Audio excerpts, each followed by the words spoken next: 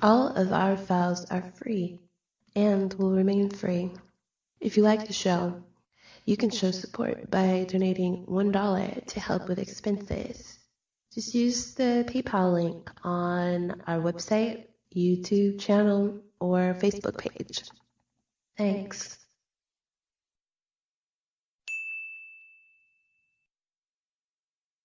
And welcome back to part 2 of this, well, it's a little unstructured and chaotic today, but it is after all politics, so that's okay.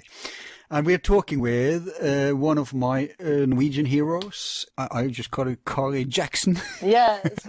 But really, Kari Jaquesson. Yeah. So, and I promise that now we're going to go to the juicy stuff. Many of my listeners, they love when we start rolling up the connections, you know, the deeper stuff, you know, the deep end of things that for most average people just become science fiction. But unfortunately, facts are usually weirder than fiction anyway. Yeah. And we've already established that the whole creation of fundamentalism is pretty artificial. It's been propped up and supported and strengthened by different power players ever since it started 150 years ago, always to work for their interest in politics and in power and in war. And it still goes on today. And we saw that revelations that Daesh, that's ISIS, as they call it. Stop saying ISIS, Americans. ISIS is this wonderful ancient Egyptian goddess, yes, right? Thank you. It's ISIL. Actually. It can be ISIL and it can be IS, but Daesh is the best. You know why? They hate it themselves. They don't want to be called Daesh because it's derogatory in their language. But anyway, so we know now this revelations, solid stuff, not conspiracy. Watch, for instance, the take that Ben Swan did, one of the best journalists in America. Truth in Politics, in media. He, many others have proven that basically there's 4 big powers that is behind this thing. 5, I'd say. And I'll give you my view now, and you can take this and run with it when I'm done with my reasoning, okay? Sure. We'll start with a small player. That's Turkey. Erdogan. But he's an opportunist, right? He does this for 2 reasons. One, he needs to get an outer enemy and an outer war because his own corruption, and he's taking over Turkey and crushing the democracy. And so the Kurds have always been their good go-to thing to smack down on. And there wasn't enough action with the Kurds, and so Syria. And they've always been against Syria anyway. It's a secular regime. Erdogan want to destroy secularism. So, but I don't believe Turkey will be permanently involved. For them, it's tactics more than strategy, I think. Now that they're going over to the Russian side, I don't think we'll see that much more play from them. But you can comment on this after. The second is Israel, and Israel has obvious interests here. You told us in your lecture that Israel, you said that Turkey robbed a city. You could tell us about that. And Israel has already started to drill for oil in Syrian area. So for them, it's all about keeping the Middle East fighting, Muslims fighting among themselves, letting loose the worst Islamist powers, because that will make Israel themselves look like a mild place, not the fascist dictatorship that it is. Exactly. And they get more land, and they get the quote-unquote enemy separated and distracted. The third is, of course, Saudi Arabia. More than anything, this is Saudi Arabia's war. Saudi Arabia want to smack the last secular regime in the Middle East. Saudi Arabia, like I established at the end of part 1, they are run by the devil themselves. And so for them, Assad and Syria is representing an alternative Arabs. If Arabs could choose between what's going on in Syria and what's going on in Arabia, the heads of al-Saud would roll. Besides, Assad has been and Syria has been a proponent for Arab unity, Arab nationalism. Pan-Arabism. Yeah. Pan-Arabism, yeah. And that's a threat to these sick demons that the sword represents. And of course, finally, we have the real culprits, which are America, or US, I should say, US, and also UK or NATO.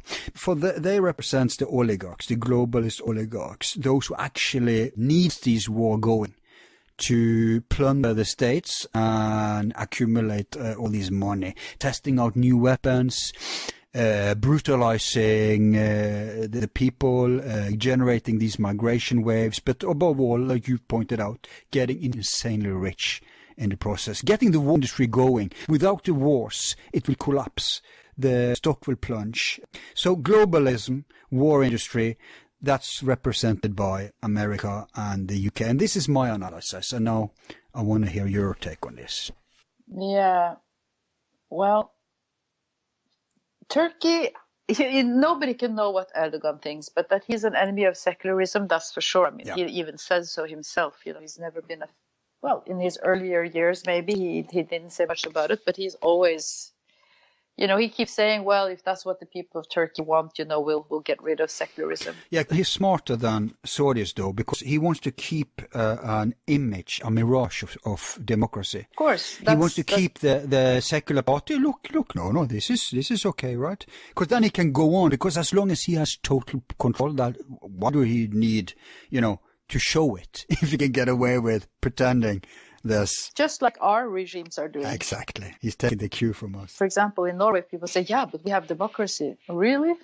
How does that work in reality? So it's the smartest thing in the world to make people think that they live in a democracy. It sounds really good. But exactly.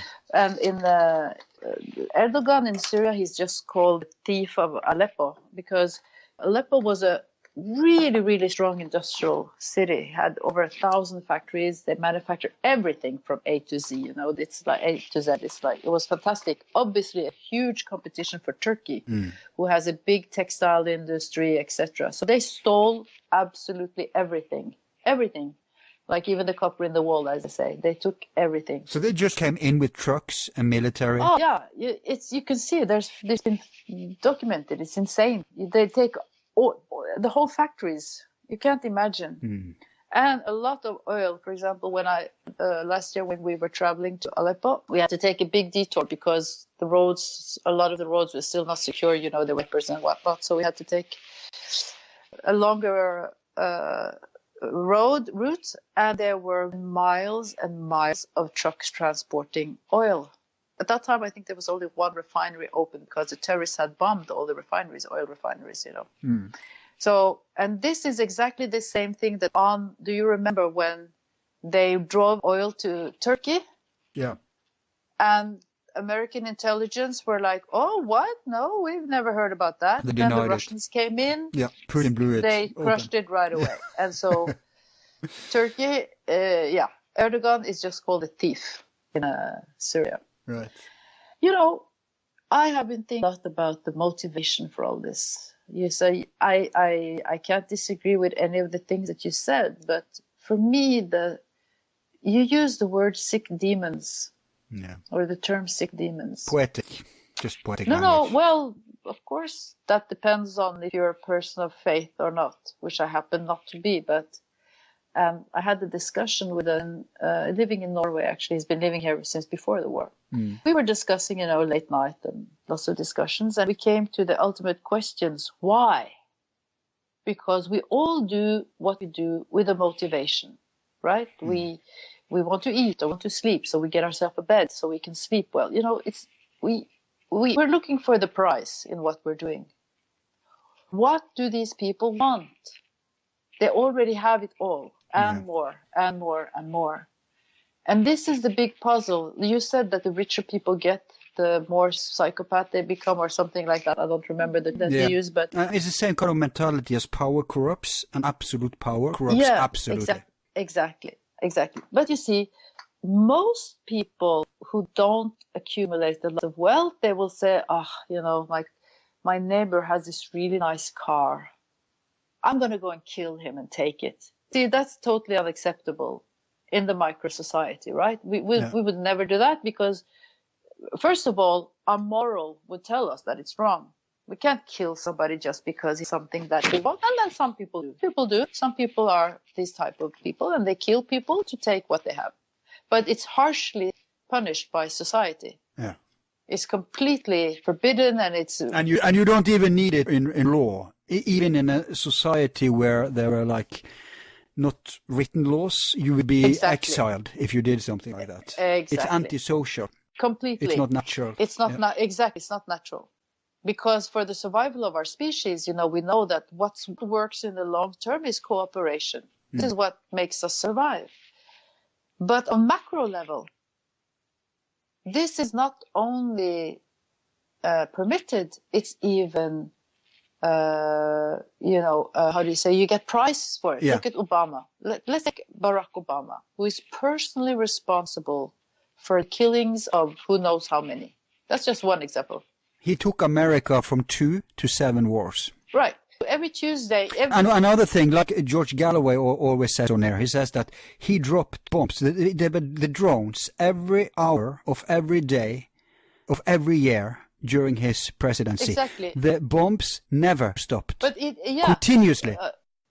And you can say, okay, so we've all seen the psychological experiment where people inflict pain more easily when the victim is, the further the victim is away from them, when they can't see them or hear them. Then it's a complete game. The more willing they are to cause pain in them, right? Like if they hear the screams and they see them, they'll be more reluctant to inflict pain on them. The more distant they are, the easier it becomes. But Obama, every Tuesday, had a meeting with his officers or whatever, to personally decide who they were going after and assassinate with drones. Obama today is a cult figure for millions of people. Oh, we miss Obama, and he was so cool, and he's invited to business. Like lately I saw he was going to do a speaking thing at the business summit in Helsinki. It's the retarded liberals among what passes for the left nowadays. Yeah, but the point that I'm trying to make is that we live in a society that celebrates mass murderers. So the people who are committing these crimes have nothing to fear. There's never, we have the ICC, but you'll be an African or two. If you're served, they'll put you in there. But no Western leader will ever go to trial. No. Did you see the witch Hillary when she laughed at? Yes, after Gaddafi was tortured and raped and killed. Gaddafi had a bayonet up in his ass. Yes. Oh, how she laughed. Huh? Exactly. So this type of behavior, if this were in micro level, if this was in a neighborhood, like a person had just witnessed somebody being sodomized by with a sword. Yeah. And they would say, ha, ha, ha, ha, ha. We would be, we would let person up. That would be a crazy person. Yeah. But no. And this is a big mystery to me, you see. This is what I don't understand. And what is the motivation? What do they want to achieve? What is the price they're looking for? What exactly do they want that is worth gallons and gallons of people's blood? Destruction, pain, sorrow, death. But that's a philosophical. I have many views there, and we could go down that road. Yeah, but I'll just get to let me get to the end of this, because the Syrian that I was talking to, he said, "Yeah, but Kari, this is the devil." And I said, "Well, I'm not a religious person." He said, "No, forget about religion. This is what the scriptures are describing as the evil. And the presence of evil is something that we dismiss as something religious, serious, But this is true. There is evil in the world because there are people who are so damaged goods. They are evil. They have zero empathy. They will walk over bodies to get what they want. Now, what they want, I talked to another person. She's a Christian. And she said, "But Kari, they want to be God. Because I can't find another motivation than domination. They want to dominate.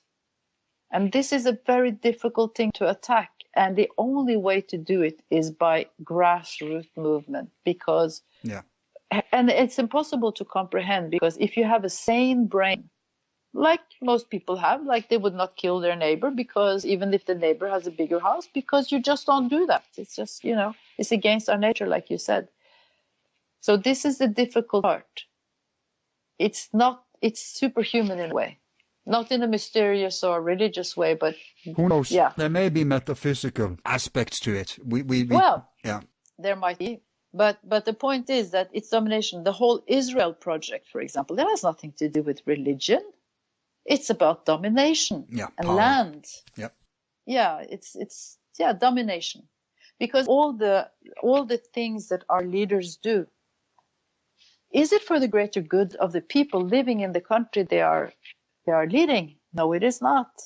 For example, in what way does it benefit the Norwegian people that in our name hundreds of bombs were over innocent Libyan people? Does that benefit Norwegians? No, it does not. Does all the wars that USA engage in benefit the American people? Absolutely not. Americans are living in poverty more and more. They're living in a society of fear. And they just voted, how much did they vote on Trump now to expand the military budget?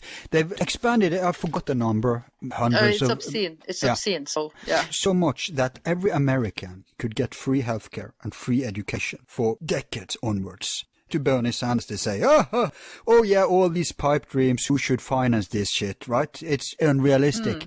But they never say that when it comes to unnecessary waste like the war budget. America obviously are having, if you put together all the other countries in the world, I think the American military budget is like what, the 17 top countries in the world? No, together? It's number one. Yeah, it's. Yeah, I mean, if you put together China, Russia, Europe, everyone. It still doesn't add up. Exactly. But the thing is, Americans are so used to living in fear. They've been at war. I think maybe they had like 1 week without war in the history of the nation. It's not even a country. I'm sorry, I offend, but it's more like a criminal syndicate because it's, we've all seen the films of American school children hiding under their desks, Hide and duck. So, it's like the country always need an imaginary enemy, and not before the people refuse to accept this notion. They can continue because now they're doing the same with Iran. All the media hype is now going up against Iran because Iran... I'm a bit worried because Trump, unlike most other people who think he knows what he's doing, I think he just remember Iran back in the day when they were the fundamentalist people, right? And now, so he thinks that's where the terrorists are. And I don't think... No, he does not. He does not. Okay, I don't think he will stop an invasion. If he wanted to do that, why would he get... First off, why does he have that bitch, Nikki Haley, as a UN... And we can say, this is internet, we can swear. And why does he take the neocons like John Bolton on board? Because he's just... Look... Somebody, I don't know, in one of the interviews, President of Syria, Bashar al-Assad, was asked if he wanted to meet with Trump. He said, why should I meet with Donald Trump? He's not the one running the United States. Exactly. It's not the president who is running the show. It doesn't matter who's the president of the United States. Okay, so there's a little variation here and there, but it doesn't matter. Every single president of the United States, either be it Democrat or be it Republican, they all have their wars. It doesn't matter. Yeah, but hang on. Let's say you are a narcissist. And let's say that you are not very smart, you live in a moment, and you're just a tactician, you're never a strategician. Let's say you're also full of yourself and a control freak. All politicians are like that. Yeah, but let's say you all this to an extent where you don't care about consequences. You can say what you want about the psychopath Hillary. She knew consequences. She knew how to, maneuver in a way that she wouldn't expose herself. But let's say you are all of these things and you don't give a damn. Then you are dangerous for the powers that be, because a president with that attitude could cause some... Of course, they can take him out, right? And they don't have to assassinate him. They can... Really, I'm sure they've made the plans to do it. Well, I don't know, because the thing, I wonder, is it like in some areas Trump is allowed to follow his instincts, like, say, in North Korea, and there he can actually take America out of conflict? Well, what happened in North Korea, actually? What actually? Well, not much yet, but if it lasts, then he has created peace, right? Between who? Between South and North Korea? He didn't do that. No, between taking America out of the There's still no peace treaty. They're in war, I know. Technically, formally those two countries are still at war. Yeah, but I mean... No, I don't. I mean, for sure, I'm happy that Hillary Clinton did not win the election because she's really, I mean, in my opinion, she's a crazy person. But it doesn't really matter because the people running the show... But she's smart crazy. Don't you think? Yeah, but I don't know. I don't think it's so important actually, because what Americans have to attack is the structures of their country. It's the whole. No, it's a system. It's the whole system. True. That's why it's so ridiculous to see all the energy that people use to still the Democrats. Big part of the Democrats in the population are obsessed with Donald Trump and Russia. Obsessed. Yeah, and Russia. Forget it. But that just shows you the power of the media. Exactly. So if the media had been as biased... Yeah. I think you should now deconstruct it for us as, regards Syria. Because you have in your lecture so many excellent examples, even just down to the words they're using. Oh, that's number one. You have to have the language, because language creates attitude, right? Yeah. So the minute you hear about a country has a regime, it's set for intervention or something. Like all of us, up until 2010, nobody talked about Syria. All of a sudden, after being powerful for I don't know how many years, Assad became a dictator. Why? According to this I talked to, because he said no. He said no to USA. And the power, the oil. Well, that also. He's helping Russia with there, but you have the other one. Yeah, he said no. He said we are a sovereign country. We decide for ourselves. The complete opposite of what Norway does, just to give you an example. Yeah. We have American soldiers on our soil is a breach of our basic politics. Yep. So you could look at it different ways. I see it as being an occupied country. What would happen to our country if our government said no to America? I don't know, but I don't think it would be very pleasant because we are already occupied. So, you see? And of course, in the media, you have to create attitude, people. You have to create an image of something. And one of the most common things to do is to personify a country, like I said in the first part of our talk. Syria becomes Assad. So you have to have the memes. Yeah. Because it's so much easier to say, yeah, we're going to bomb Assad than, we're going to bomb Syrian children, women and men. And animals. Yeah, you can't say that, but that's the truth. That's what they're doing. They're not bombing Assad. They're not sanctioning Assad. They're sanctioning the whole population of Syria. But you can't say that because people will say, hey, that doesn't sound right to me. What have they done to me? And instead of calling head chopping, raping, blood sucking mercenaries terrorists, you can call them rebels because rebels sounds really nice, right? It's like in the occupied Palestine, you call people settlers.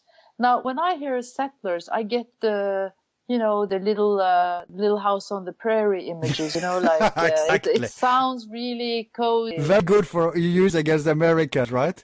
Yeah. They get this romantic notion. Exactly. And then you have the magic word for people on the left, revolution. Oh, yeah, in Syria, it was a revolution. Wait a minute. A revolution. There are revolutions, and revolution is done by people for the people.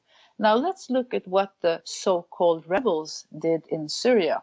Now, I'm using quotation marks on the word rebels, right? Yeah. They bombed corn silos, oil refineries, cultural heritage, churches, especially churches. They went after Christians with a vengeance. I've been to places where they told horrific stories of how they really went after the Christians. Schools. I saw hospitals in Eastern Aleppo that used to be hospitals, which is for the good of all Syrians, turned into Sharia courts and prisons. That's not a revolution. Revolution should be about evolution. When you want revolution, you want to evolve your country. It's against oppression. It's not to facilitate oppression. Yeah, and certainly not to destroy your country. Like Palmyra. Why should they destroy Palmyra, which is like the history of us all? No. But our media called it revolution. And still today, there are people on the left saying, oh, yeah, it started with some innocent teenager who wrote some graffiti on the wall and blah, blah, blah. These are myths. These are creations. Yeah, there were demonstrations in Syria and they were, because the police in Syria were not armed, They were unarmed. It's not like in America where the police have guns. They were unarmed. Yeah. You saw what happened to Occupy Wall Street. Yeah. they were knocked down and arrested by the police. Oh, yeah. So you see, that's the Arab Spring of United States. It was crushed. Yeah. And then you have the word civil war. There's never been a civil war in Syria. It's a lie. It's never been people against people. Impossible. There were demonstrations, normal legal demonstrations for reforms that were actually put in power. Yeah, because like they said, he's been reforming the country and a lot of reforms were made. For example, one of the reforms, and a lot of economical ones and participation and really great reforms. But one of the demands from the jihadis, because in Syria, in the universities, the niqab, the veil where you only see the eyes of the ladies, warped it, which I totally agree with. It was like Turkey used to be and Tunisia. Right, exactly. So the jihadis, they didn't want that. But, there were reforms. So they demonstrated against that. Like they didn't want like co-ed classes. So these were like what we would call extremists in our country, right? So there were some demonstrations and some of economical nature as well. But that's totally different from what happened later. And then I will tell you a story, a personal friend of mine, the doctor that I mentioned before. Yeah. So he was doing his military service as a doctor and he was in the hospital in Dara. And so the things started and there were casualties because, the infiltrators, then they started to kill not only security police, but also other demonstrators, a well-known tactic in demonstrations. They were told to give priority to civilian casualties. It was a military hospital, but they were told that priority number one is for the civilians. They were watching Al Jazeera. And at that time, Al Jazeera was seen as a credible source of news. Yeah. Which it shouldn't have been because they did major fake news in the Libyan. Because they had their interest. I mean, I think they did a better job before. Maybe in the beginning. But when it comes to facilitate Islamism, they're on board. Of course. The whole Arab League hated Gaddafi because he told them to their face what he thought about the way they did things. He was so they all hated him. So Al Jazeera was already compromised. Not all people knew that, right? So they were watching TV in the, the rest area for the doctors. And they had to give priority to civilian casualties. And what did Al Jazeera report? Oh, the doctors in the hospital filming their hospital have been denied to treat civilians. And 2 days later or something like that, there were about 40 doctors. It was maybe even more, at least 40 doctors. So a few days later, they were sitting there also, taking a break, some of them. And the Al Jazeera reported, all the doctors have fled the hospital. There are no doctors here to treat casualties. His hospital. And another person that I actually made an interview with now, I was there, he works with motion pictures. He said that he was living in Damascus at that time, and he was watching, some news channel, not the Syrian state TV, some other. And they were reporting like, the streets are full of rebels shooting and this and that. And he looked out his window and he said, and there was nothing going on. Blatant lies to people afraid and to give a false impression, not only to the world outside, but also to Syrians, because Syrians were watching Al Jazeera, they were trusting it. So from the very beginning, the reporting and the terms and everything has been completely compromised. And then there were the alleged killing of journalists. Now I'm saying alleged because in the beginning there were the ISIL or Daesh videos where they executed prisoners, and they were very elaborate. You will have to have a lot of knowledge of production to do these type of productions. Very elaborate, several cameras, great lighting, very theatrical. Yeah, but look, it's not a mystery anymore. We know that Western intelligence, NATO intelligence, especially British intelligence, have been involved in current time, not just old times like I talked about how they built it in the old days. It's still going on. White helmets, you mentioned white helmets. The guy who is running the whole thing from England, he is is a 6 or 5, I forget. I always miss those two. Oh, yeah. So it's not a mystery. It's a matter of documentation. People can look into this. Yeah, but the thing is, it's very elaborate, you see. It's never been done exactly in this way before, because the intelligent thing about... I'm not saying journalists were not murdered. I'm sure there were. Lots of Syrian journalists have been killed. That's a fact. They have this big wall where the TV station is with all the martyrs, But anyway, what happened was that, okay, so if you're a Western news agency, you have responsibility for your employees. So obviously they would not send their journalists to a place where they risked having chopped off. Very smart move from the terrorists or the people behind the terrorists, because that meant that they could control all the information coming out. And boy, did they. Yeah. And you have this, there's this Norwegian journalist who tried to challenge Eva Bartle. It was a little bit of a meeting in the UN. Oh my God, I was so embarrassed. The Norwegian guy from Aftenposten, the Evening Post. It's so embarrassing because he's a typical, this higher middle class, he's never been.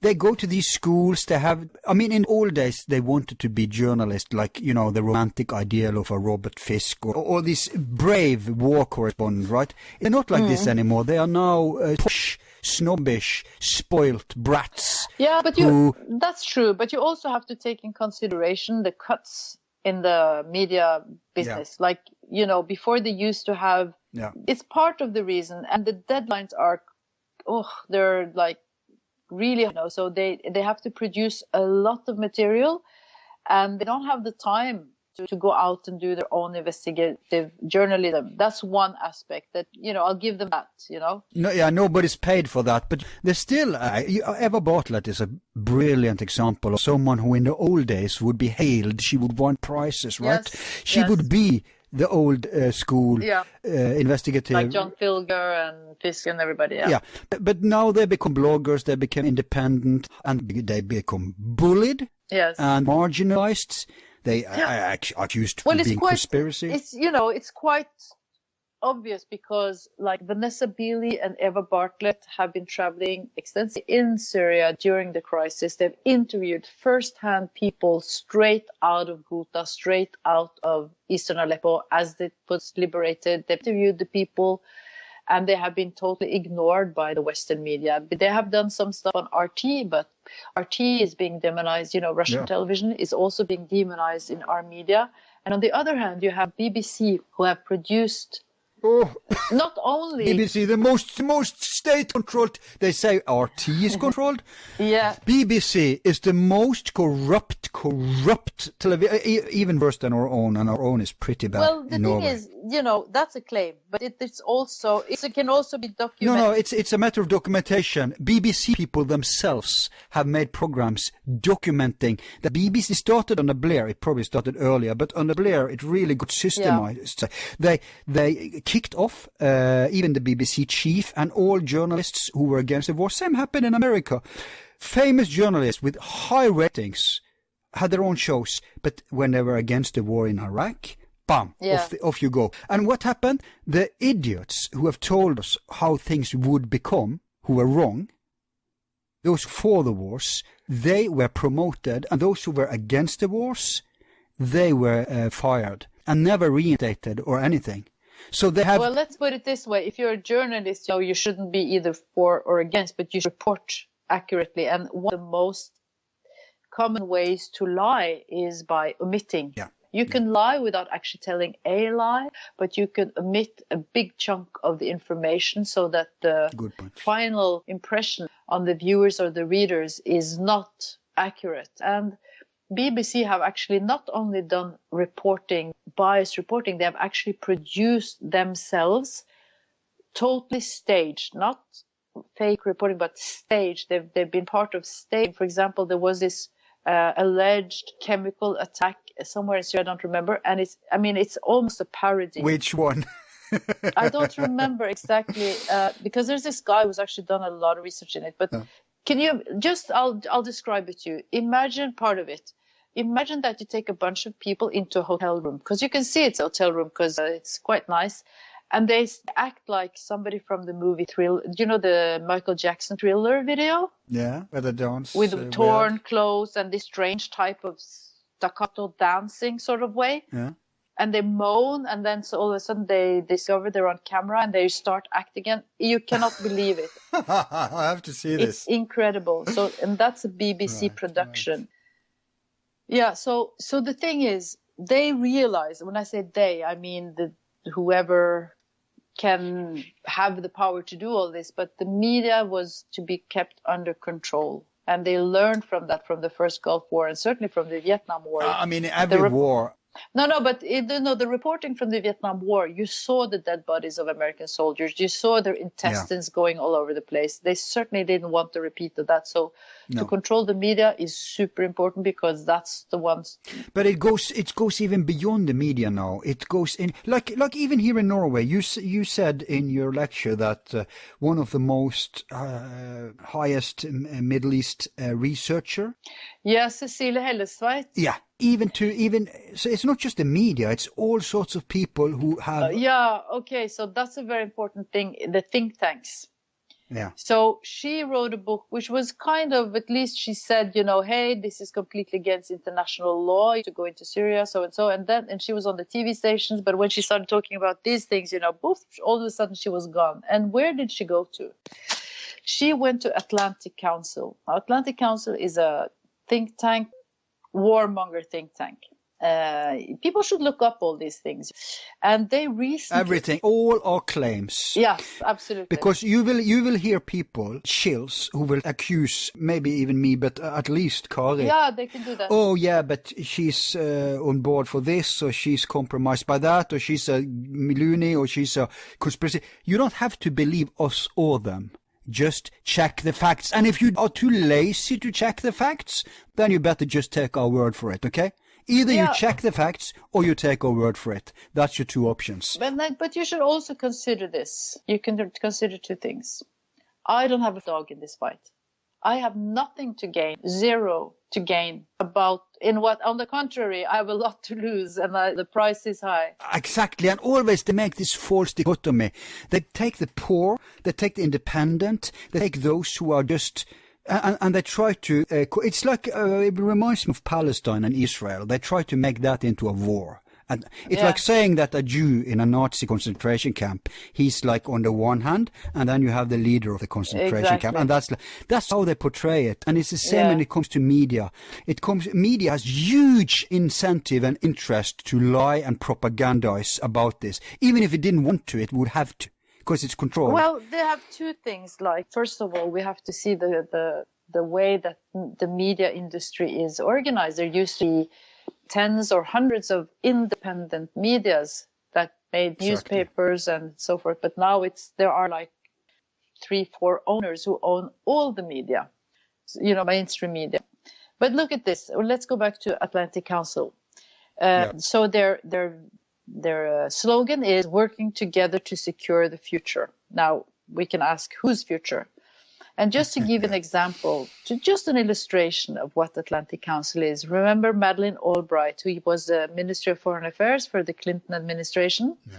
She's the one who said, when confronted with the fact that, before USA invaded Iraq, they had severe sanctions that I mentioned before, right? 10 years of destroying the country. Yeah.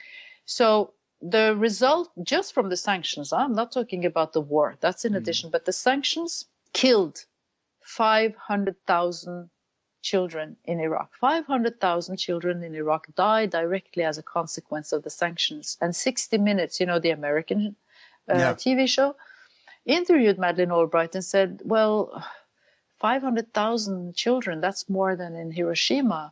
That's a very high price. And she said, price, we think is worth it. Yeah. So back to the psychopaths right now. Yeah. Atlantic Council just awarded Madeleine Albright the Freedom Award.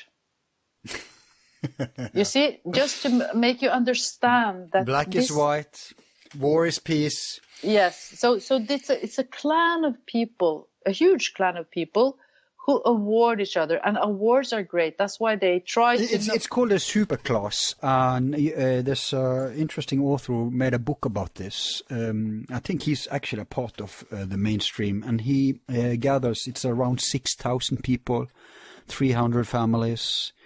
This is the globalist superclass where where the top people in most countries who, like Stoltenberg in Norway and those guys, want to be a part of this elite, this globalist cocktail circles. Yes, because you get a lot of benefits. Oh yeah. And they have their own bubbles. Yes.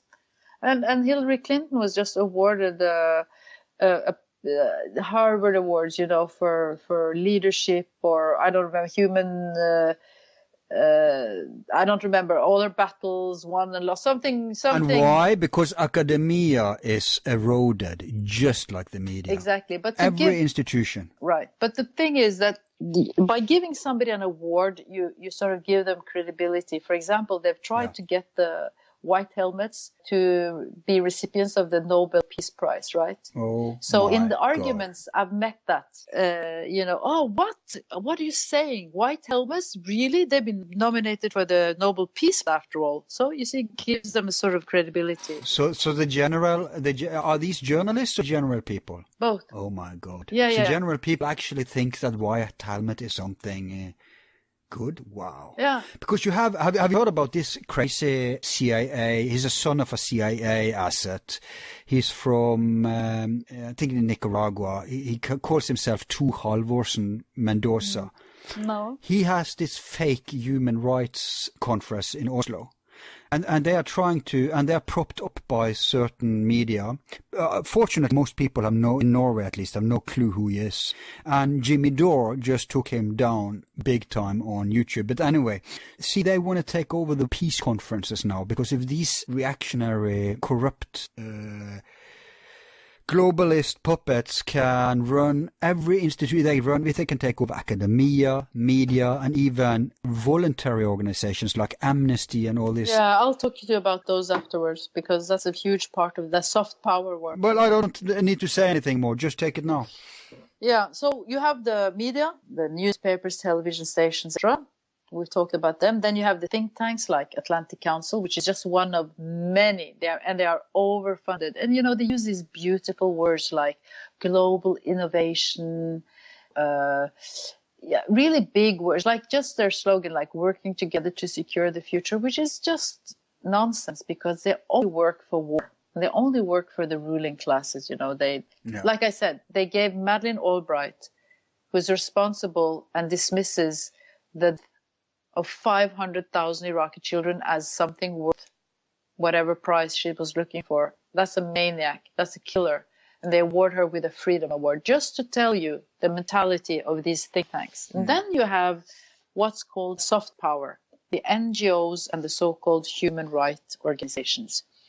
And they are the ones delivering information and alibis for interventions, because up until, I think it was just before the Balkans, right? Because the Balkans was also a big fake using jihadi so-called rebel thing.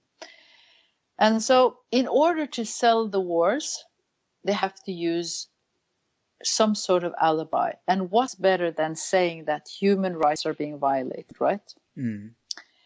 So you have Human Rights Watch, whose leader, Ken Roth, I think he's there for life.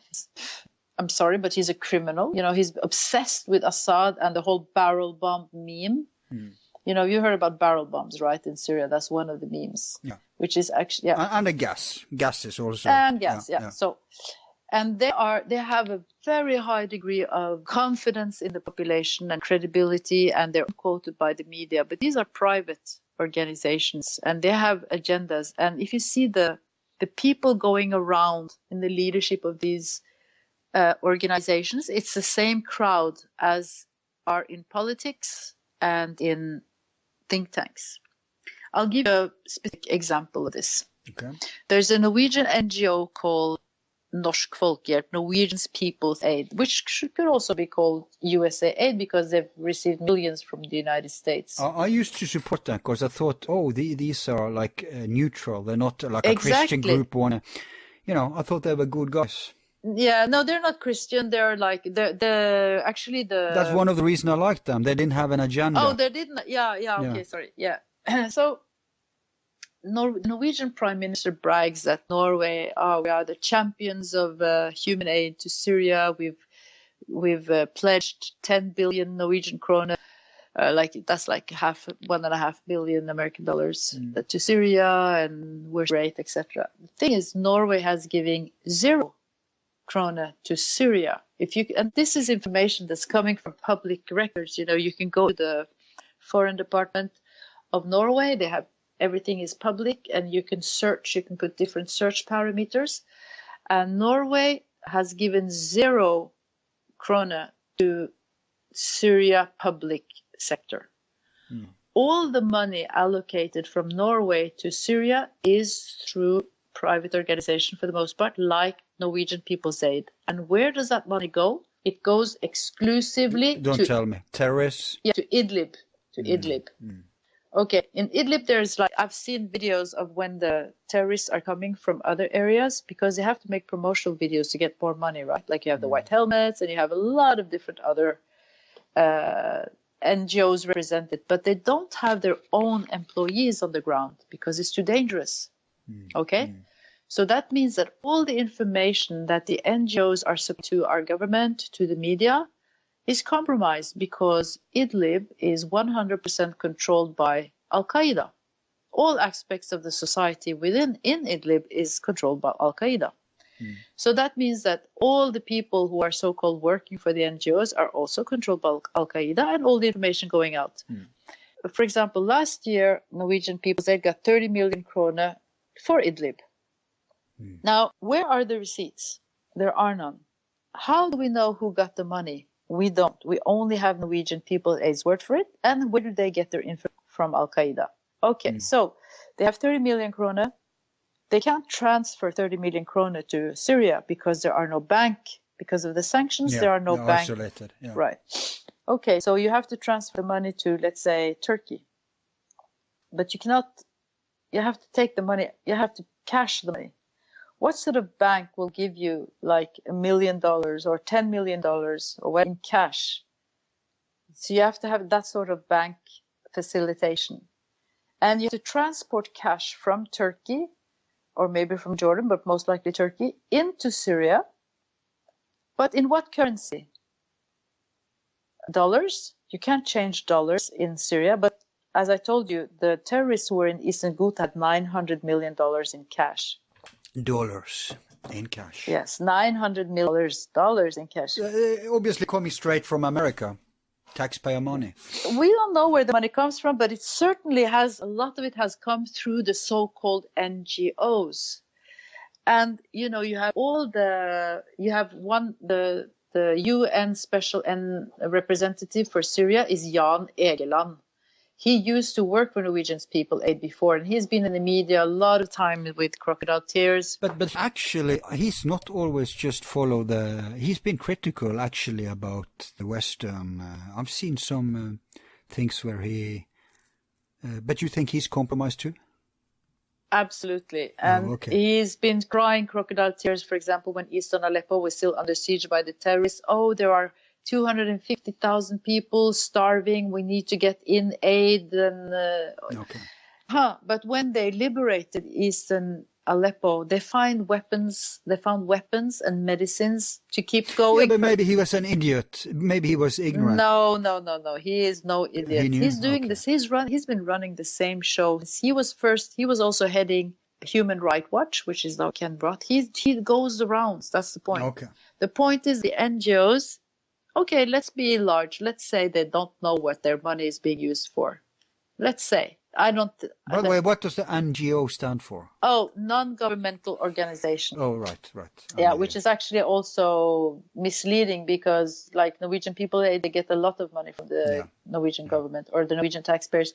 My point is, to make it a little shorter, the money that the Norwegian or American or British taxpayers pay to their government, which is allocated to NGOs or the so-called humanitarian organization, is in a large part used for weapons. You can say that the terrorism in Syria is being continued with European or American tax money. Yeah. So it's not just a military war. It's not just a media and information war. This is what you call a soft power war. Power war, which has been described by Hillary Clinton and many. It's strategical. It's because you have It's economical. Yes, it's the NGOs. If I just have people shouldn't give any money to any so-called humanitarian or human rights organization. They are all compromised. We saw that Amnesty, for example, they have been manufacturing reports that have later been debunked. And they always work in the interest of NATO interventions. For example, some years back, they had huge posters applauding NATO in Afghanistan. NATO, keep the good work going, or something like that. Jesus. So, and it's so depressing. No, when people hear this, they're like, oh, can we please, isn't it enough? Can you please stop, Because all our world is being turned upside down. Yeah. Like in Norway, we have these galas, where the TV stations, they collect money for the so-called humanitarians and charities. Yeah. Don't give any money to that. That's my opinion, because they are totally compromised. I say give money, but find the charity. There's so much. You won't. No, I'm saying you, as a listener, go out and find a charity that you can support, because there's a million good forces in the world today. I mean, there's people, against beating animals. Give them money, but never support these big mainstream charities, because they are corrupted. Yeah, stay in your own country. Listen, people have more than enough to do in their own country. Politicians, and that's why they're demonizing the politicians of Eastern Europe, because they're saying, hey, we're in Hungary or we're in whatever country. We're supposed to work for the benefits of our own citizens. Well, hang on. Ukraine is an actual Nazi government, but obviously what did they do there? There they supported that government. The EU and America have propped up that government with billions. And in other words, our Western powers have no problem propping up Islamists, fanatical, crazy, heart-eating, slave-selling Islamists, and they don't mind propping up Nazis, pure-blood Nazis. Real Nazis, huh? Real. Remember, real Nazis. Not symbolic, not slander word. So, and then they try to demonize Putin and Assad. It's insane. So you see, they use these wild forces to destabilize the world. What's her face, Naomi? The shock doctrine. Yeah.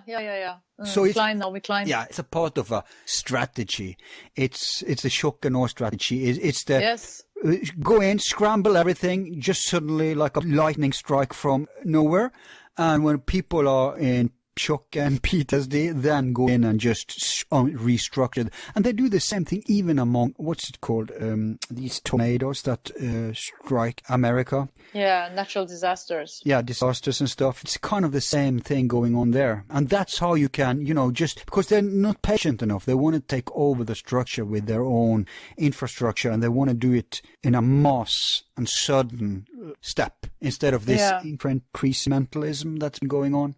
It takes too long of a time, because then you have to battle people's institution, you have to influence their opinions, all that stuff. It's just a hassle.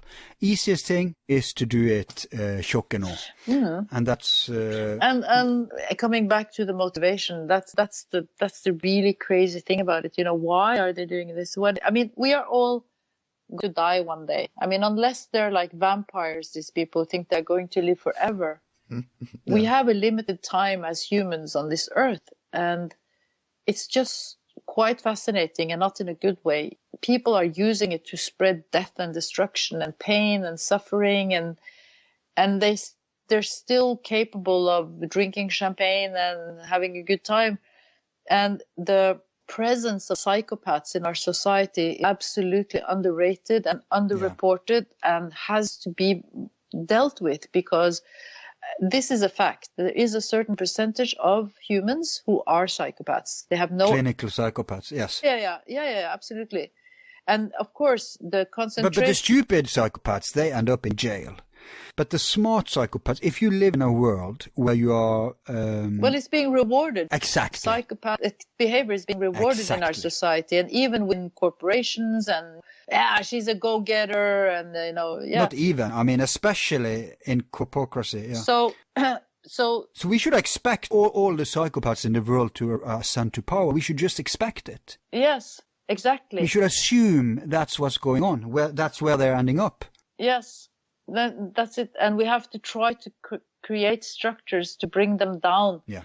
because they are not acting in the interest of the people. They're just acting in the interest of some insane reward that they want, if it's like acclamation from their... Yeah, but you see, here is a very important caveat, and that's that when we react against them, we cannot fall for their scheme, because they're psychopaths on both sides of a conflict. Yes. And those two psychopaths have the same interest. Let's say Israel and Palestine.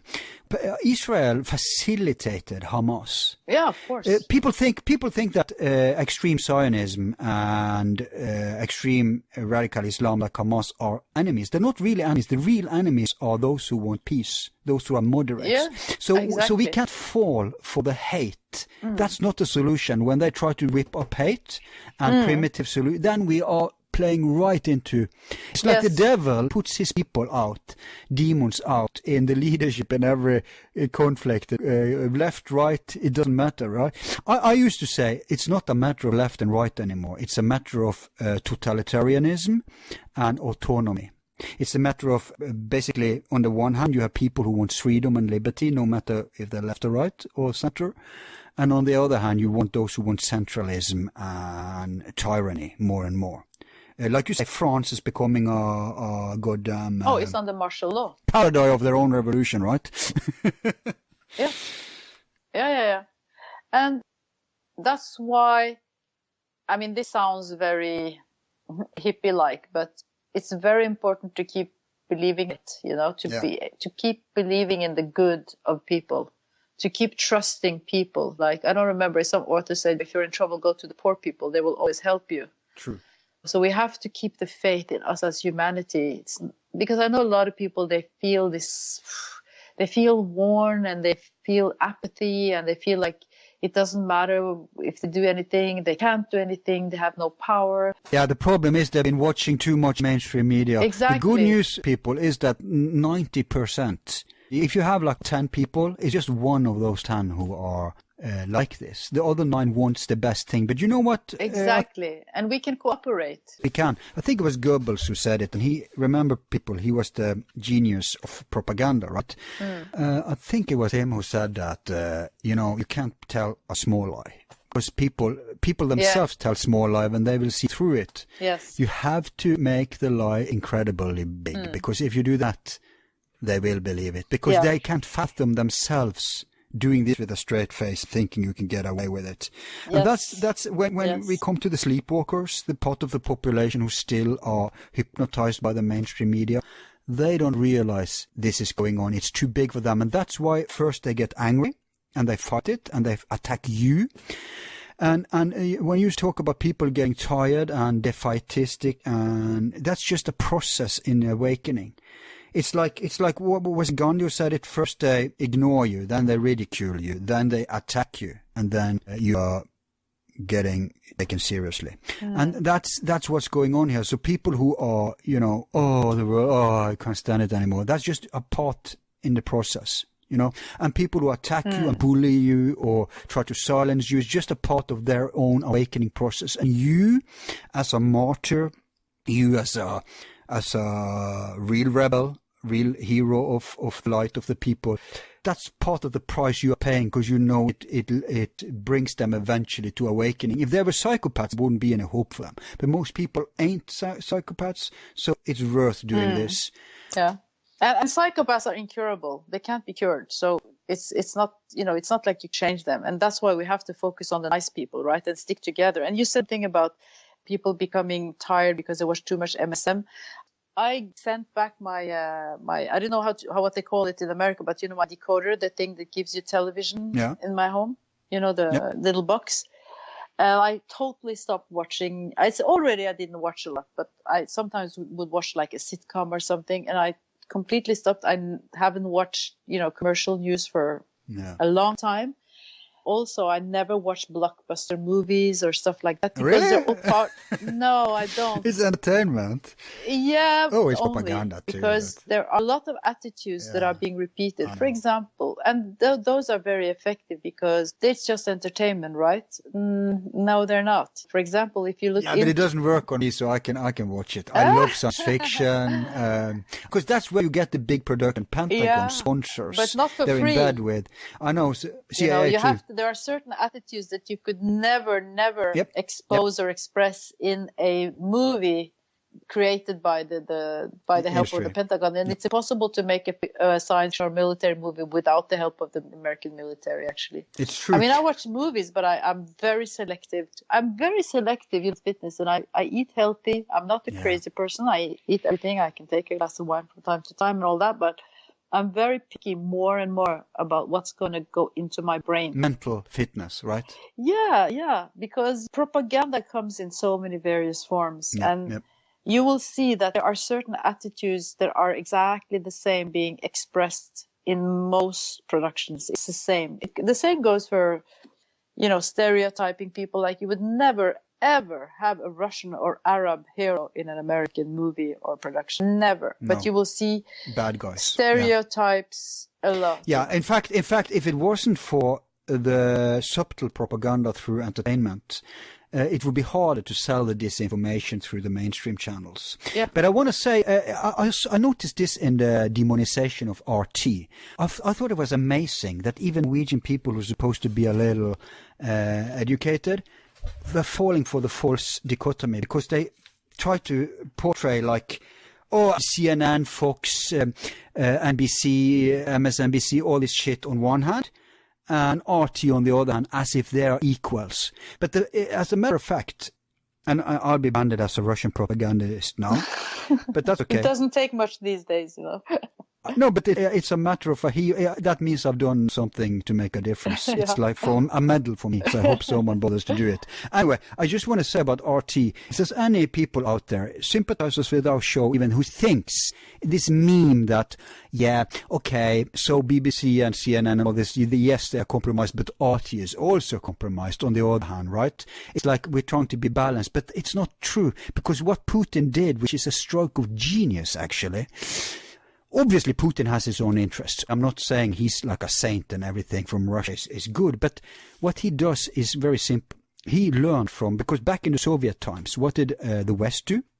They tried to bring news into the Soviet. They tried to be like the freedom thing.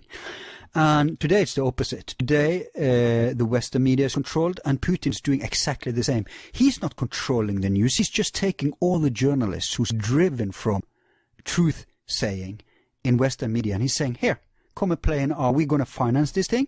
You can do whatever you want. That's why you have libertarians there. Yeah, I'm just going to stop you because you say Putin, like you're personalized. I don't think he does anything with RT. Look. Actually, you know what? He shows up on these international RT dinners where journalists from the West can go and meet. Yeah, that's something else. He makes himself available. Yeah. And it's so amazing to see, like, since you're talking. But hang on, I want to. Sorry, go ahead. My point was that they let dissidents in the West get to RT and give them a job, and that's why you won't find just one political. You will find all the political factions that doesn't have a voice in the West. You'll find libertarians. You'll find progressives, socialists, all sorts of people who are marginalized, and truth-saying journalists, researching journalists, and they can do whatever they want. I often wondered that they can do whatever they want except for criticizing Russia. Even that would be a good deal, right? Yeah. Oh, but there are lots of... But they even criticize Russia. Yes. So they can do whatever they want. It's not equivalent. RT is not controlled. I don't expect this to last forever. Maybe at some point they will pull the plug. But right now, RT is actually like shows on the internet, like my show. They are not controlled. They are... and why? Because he believes in truth and freedom. I don't think so. I think it's very cynical. First off, I think it's a market for this. I think it's a market for dissidents because they don't have a voice. It's a good business opportunity. Second of all, especially now after Russia has been demonized. It's good to have an outlet to counter the propaganda. It's necessary for Russia to have this. But this happened, they did this even before Russia started to get demonized. But now especially. Third, I think it's good to it helps an opposition in America and in the Western world. The opposition in the West would be very poor off if we couldn't, reach people, right? So if your real enemies are the regime in America, then you do anything to, support the opposition. And this is how they should do it. If they really want to take down a certain regime in any country, you should really help the opposition peacefully with the finance, media. But of course, if the rulers are not bad, that doesn't even help, right? Because you have to have bad rulers. Yeah, I'm just a big fan of leaving countries alone. Yeah, I agree with you. Non-interventionism. I don't think, but it's quite funny that the land of the free, so-called United States, they forced RT journalists to register as foreign agents. They're so afraid of information reaching people. Yep. And really, if the best thing anyone can do is just take a break from mainstream media. Stop watching. You'll see.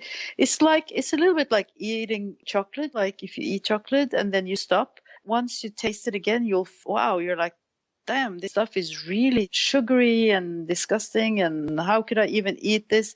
Because when I go to the gym, they have TV screens all over the place. And I'm just amazed. Wow. I keep forgetting how hysterical mainstream media is. Not only the news, which is a charade, but even the programming, what people are watching. I mean, we only have a certain amount of attention available, and we have emotional span. So, for example, franchise shows like America's Got Talent. I don't know how they call it in different countries. Kari, I love that show. You know why? Oh, you do? I'm sorry. I'm going to kill it for you now.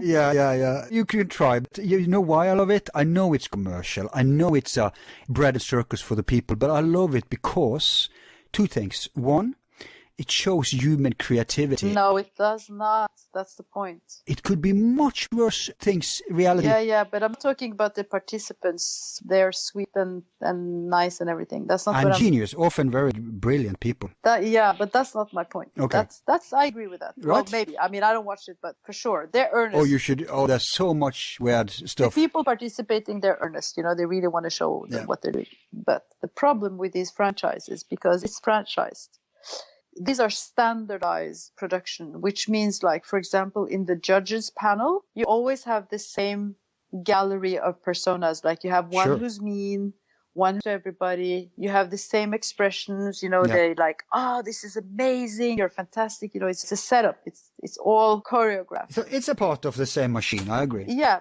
But Big Brother, for instance, is much worse. But the point.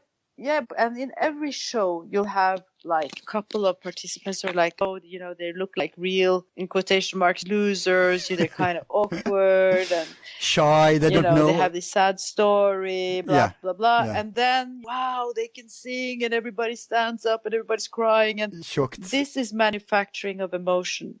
Because if you watch this kind of programs a lot, your emotional responses are being, manipulated. Yep. So you need like really obvious standardized type of stimuli to have emotional response, which makes so you can become addicted. Is that what you imply? No, what it happens is it makes you flat, because the subtle things around you, they won't trigger the same type of synapse in your brain. Right. It's like when you play video games, or all the notifications from your social media and all this, every time you have a bell that rings or something, you have a flow. Right. It's called a synapses, I think, in English, in your brain. It triggers happy hormones. You have this flush of excitement and this and that. Yeah, I use it as a feel-good kick. Yeah, exactly. I watch like a 6-year-old singing like an adult. I'm amazed. And they have this tear-dripping story. Yeah. I only needed to watch 2 different seasons to realize it was the same recipe again and again and again. Exactly, and I'm awake. I know what I'm doing, but it's like the difference. It's like someone smoking pot, but just occasionally, and they're not becoming addicted, right? But my point is, there's much worse thing they could force feed the population. Yeah. I'm just talking about the sum everything. And there is worse things they're doing too, like Big Brother mentality, like these reality shows where they have these, Jerry Springer, whatever, There's so much trash out there. I agree with your main message, which is I threw away my TV. I never regretted it. When I watch something, I myself have to find it. I have to retrieve it online. It takes an effort. They're not force feeding me anything. And by the way, people, you can find everything that's on television, you can find online. Okay? Yeah, if you want to. Yes. But if we, let's go back to the media in Syria, because, they've created some memes. For example, barrel bombs. That's been a huge meme, like barrel bomb. If you Google barrel bombs, you'll see. Okay, so what are barrel bombs? First of all bombs are made to kill. Yes. You have to remember that's what they're made for. Barrel or not. Kill and destroy. Yes. And it doesn't matter for the person being killed by a bomb, whether it's a barrel bomb or just another type of bomb. And lots of countries use bombs. It's nothing special. They're cheap, and you don't have to use an airplane. You can just slip it out of a helicopter or something cheaper. And they're more precise, because if you drop a bomb from an airplane, of course, it's less easy to hit exactly the target. But that's been a huge meme in the Syrian, the media war against Syria. Assad is using barrel bombs against his own population. And of course, civilians will die in a war. It's a war. That's why war is horrible. That's why we should avoid war. These are the words of President Assad. He said, yeah, of course, civilians are dying because war is very bad. We shouldn't make wars. So barrel bomb has been one meme. And then all these alleged gas chemical attacks. Yeah, pathetic. And I was asked during the presentation that I had recently, what about those? And I said, the whole red thread through my whole presentation is, look, think for yourself. Use your brain. Stop letting your emotions do the tricking of your mind, and think. And every time there's a big summit, international summit coming up, or the Syrian army are doing advances or winning, there's a so-called chemical attack. Yeah, I'm amazed that the third time people were still falling for that. Your go-to position, your default position should always be the authorities are lying and they need to prove that they are telling the truth. Yeah. That's your default. That's what Jimmy Dore always says. I totally agree with him.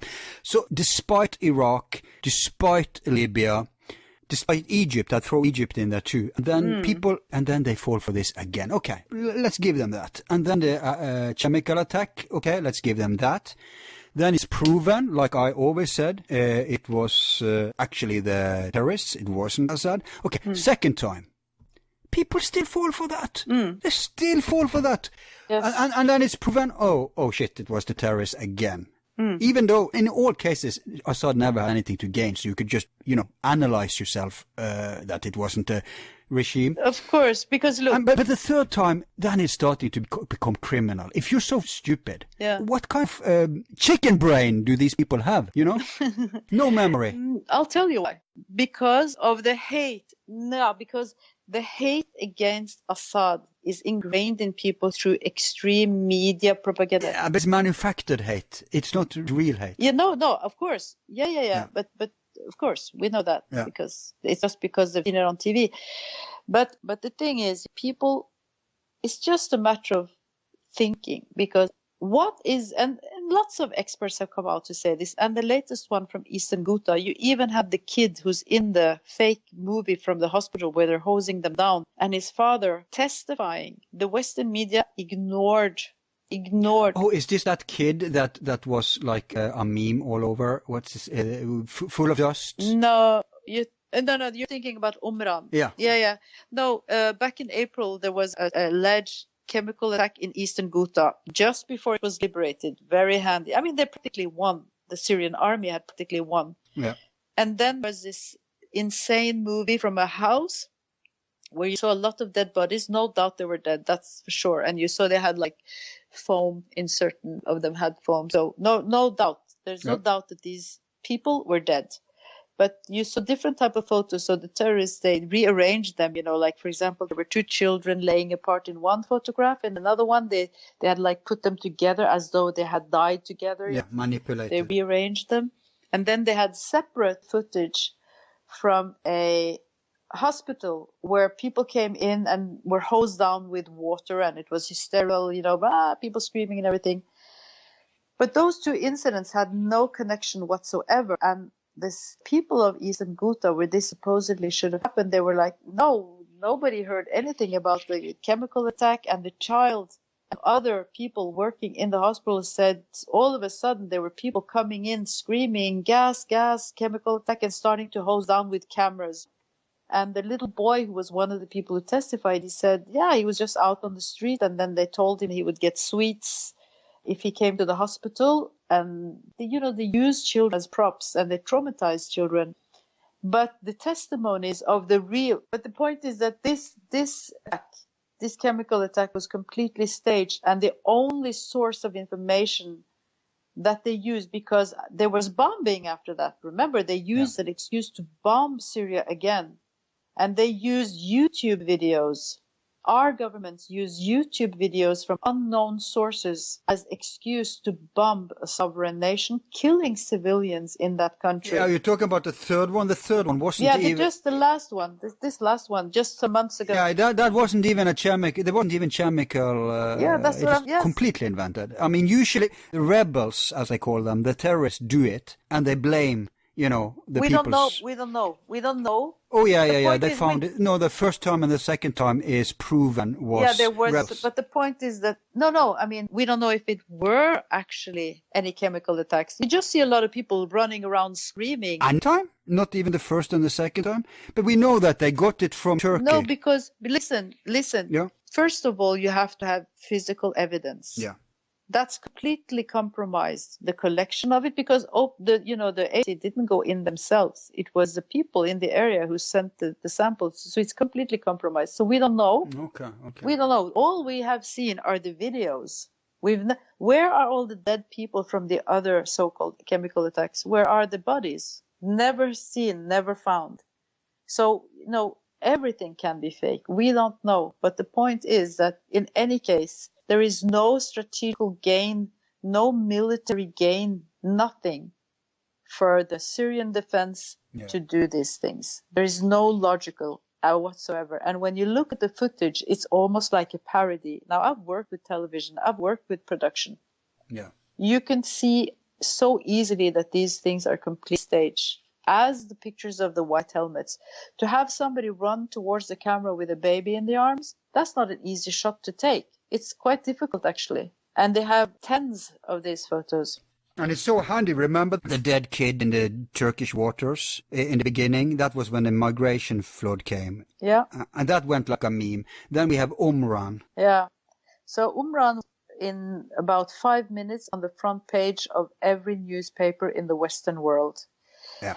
And the guy who took the photo, he was portrayed in Norway, and he looked really decent, a nice leather jacket and everything. And he said, yeah, I cried when I took the photo, and Umran became the symbol of the crisis of the suffering Syrian children and American news anchors. Yeah, it was a guy with all ash on him, just for those who doesn't know who it is. Yeah. It's the same. It's like covered in dust and some red stuff coming out from an unknown wound of some kind. Very aesthetically the perfect picture. He's really cute. He's sitting there in this orange, brand new, completely clean ambulance. I mean, it's completely perfect picture because, he didn't have his guts coming out of his stomach. They couldn't have done that with a real casualty. But anyway. Because people wouldn't want to see that. So, no, people don't want to see that. So. Yeah. Oh, tell us about this Palestinian child. It was horrible. Yeah. The same guy who took that photo, was so moved that he had to cry. His hangouts are the gang from Nur al-Zinki, a terrorist group. Now, these terrorist groups filmed themselves. The footage is available on the internet for those who like gore, but I have to warn you, it's horrible. They kidnapped a 12-year-old boy from the hospital. His leg is in cast. He has the tubes coming out of his arms. So they drive around with him. They torture him. They mock him. They say, do you want to shoot you or should we cut your head off? What do you want, etc. And for how long goes this on? I don't know. I mean, I have never been able to watch the whole thing. I have watched the decapitation that this ended in. I forced myself to watch it because I told myself, why should I be protected from this? This is reality. So they put the little child, 12-year-old boy, on the back of a pickup truck. His hands are tied behind his back. He's just a poor Palestinian refugee. Yeah, he's just a kid. He's terrified. You know, let's look away from his nationality. Let's just say what he is. He is a child. He could have been anyone's child. He could have been mine. He could have been anyone's child. He's a child, 12-year-old boy. And they tie his hands behind his back. They put him on top of a pickup truck, and they don't chop his head off with a sword. They slice his head off with a knife, a short knife. Oh my God! Yeah, and it's horrible. And they take his head and wave it about and shouting, you know, all the usual things they shout. Now he never made it to the front page. No, he doesn't even have a name. Dula Issa, he doesn't have a name. He never did you see his picture in the newspapers. He doesn't exist. And then the State Department, the spokesperson, I don't remember his name of the guy in the State Department at the time. He was asked, there's this really good American journalist who always asks good questions. And he wanted to confront them, you know. Are you funding this group? John Pilger? No. He's British. called Matt. I don't remember his name. He's called Matt something. He's a good journalist. Right. He asks good questions. Mainstream? I'm not sure what outlets he works for, to be honest. I've just watched the State Department hearings sometimes. But anyway, so he says, so are you going to continue to fund this group? And the State Department spokesperson says, well, you know, we're considering a pause. So which means beheading a child does not cut off your funds from USA. No. But Norway isn't much better. You talked about earlier how aid from Norway, but even Norwegian soldiers that for some insane reason are sent down there are actually training terrorists. Yes. And we know already that the terrorists have been financed, been facilitated. Adolf Erdogan has let them, you said, cross the border back and forth. We know that they sold oil via Turkey. Billions. It's so much money to earn that we need that. We know that American CIA, Britain and NATO have given weapons. Lots of tons of weapons. They use diplomatic airplanes to smuggle weapons from Eastern Europe. Or just drop them from the sky. That too, yeah. And then you have Saudi money coming in and financing everything. So we know who the culprits are. Like you said to me off air, the only thing they haven't done, these crazies, is attack Israel. Oh, on the contrary, now if you look at the map now and you see which areas are dominated by whom, you will see that very close to the Golan and the Israeli border. Well, you know, Israel doesn't have defined borders. It's the only country in the world who hasn't defined borders because obviously the long-term plan, and this is not a so-called conspiracy theory. This is something which is expressed in lots of Israeli documents. You could just Google and map. They have expansion plans. They have expansion plans. This is not a theory. This is a fact. This is official Israeli politics. Or Zionist politics. Yeah, they want the so-called Great Israel. It goes back 150 years or something. So they don't have any defined borders. No. But anyway, close to the Golan and the border of Israel are ISIS and other jihadi groups. And they've been living there peacefully. There hasn't been any Israeli voice saying, we have to get rid of this. This is dangerous. No, they're fine with it. They're fine with it. And actually, I don't remember who. It was one of the top intelligence people. Yeah, Mossad connections to Daesh. Yeah, who said that they actually prefer Daesh than anything else, than Assad in Syria. And you said that there are oil drilling there now?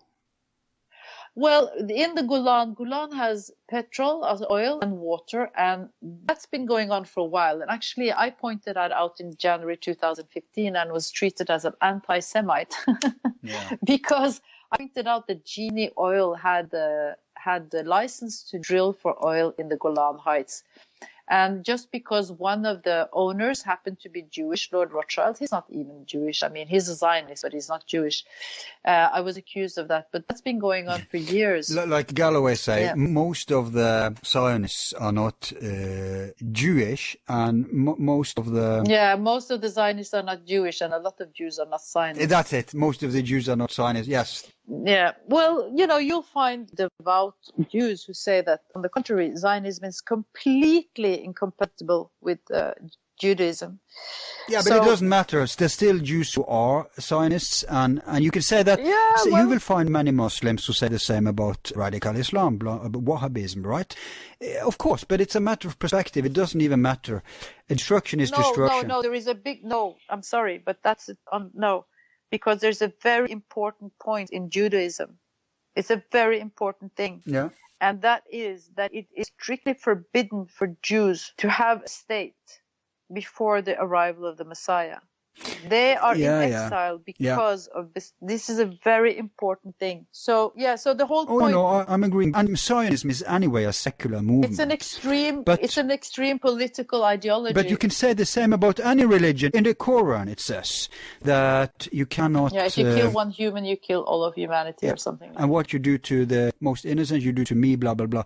So it will always be people who call themselves anything and do. No, but you have to look at the motivation of the Zionist project, which is quite old. Yeah, but here we come to the crucial point, because you said earlier about wars in part 1, and I meant to say that let's just spill a public secret, which is that there hasn't been one single war in history that has been about religion. No, never. All wars are about power, and what they do is that they use religion as the more religious a population is, the more sheepish and better it is to be used. It can use as war propaganda. That's my point. So they use religion as war propaganda to get people on board, like in the Crusades. It was a power grab even back then, but you had to use people's religion as a motivator to get them to join. Today, you don't even have to use that much religion, at least not in the Western world. So most of the really religious Jews are actually the most anti-Zionistic Jews of them all. Yes, of course, because it's completely incompatible. It doesn't mean that they don't want to live in Palestine, because Jews have been living in Palestine always. Yeah, at least the Mizrahism Jews. Well, I'll quote as well as I can remember. There's this American rabbi, and he's furious about the way that the Israeli administration is trying to make international Jewry. He says, don't ask me about Israel, ask me about China. Israel has nothing to do with me. It doesn't matter for Jews who's administrating Jerusalem, because it was just at the time when they made Jerusalem the capital of Israel. He said, for Jews, it doesn't matter if it's Turks or British, whoever who are in charge of Jerusalem. For us, it will always be a holy city, but it's a holy city. It's not a capital. There is no international Jewry. There is no Jewish people. There are people who are Jewish. Jewish is a religion.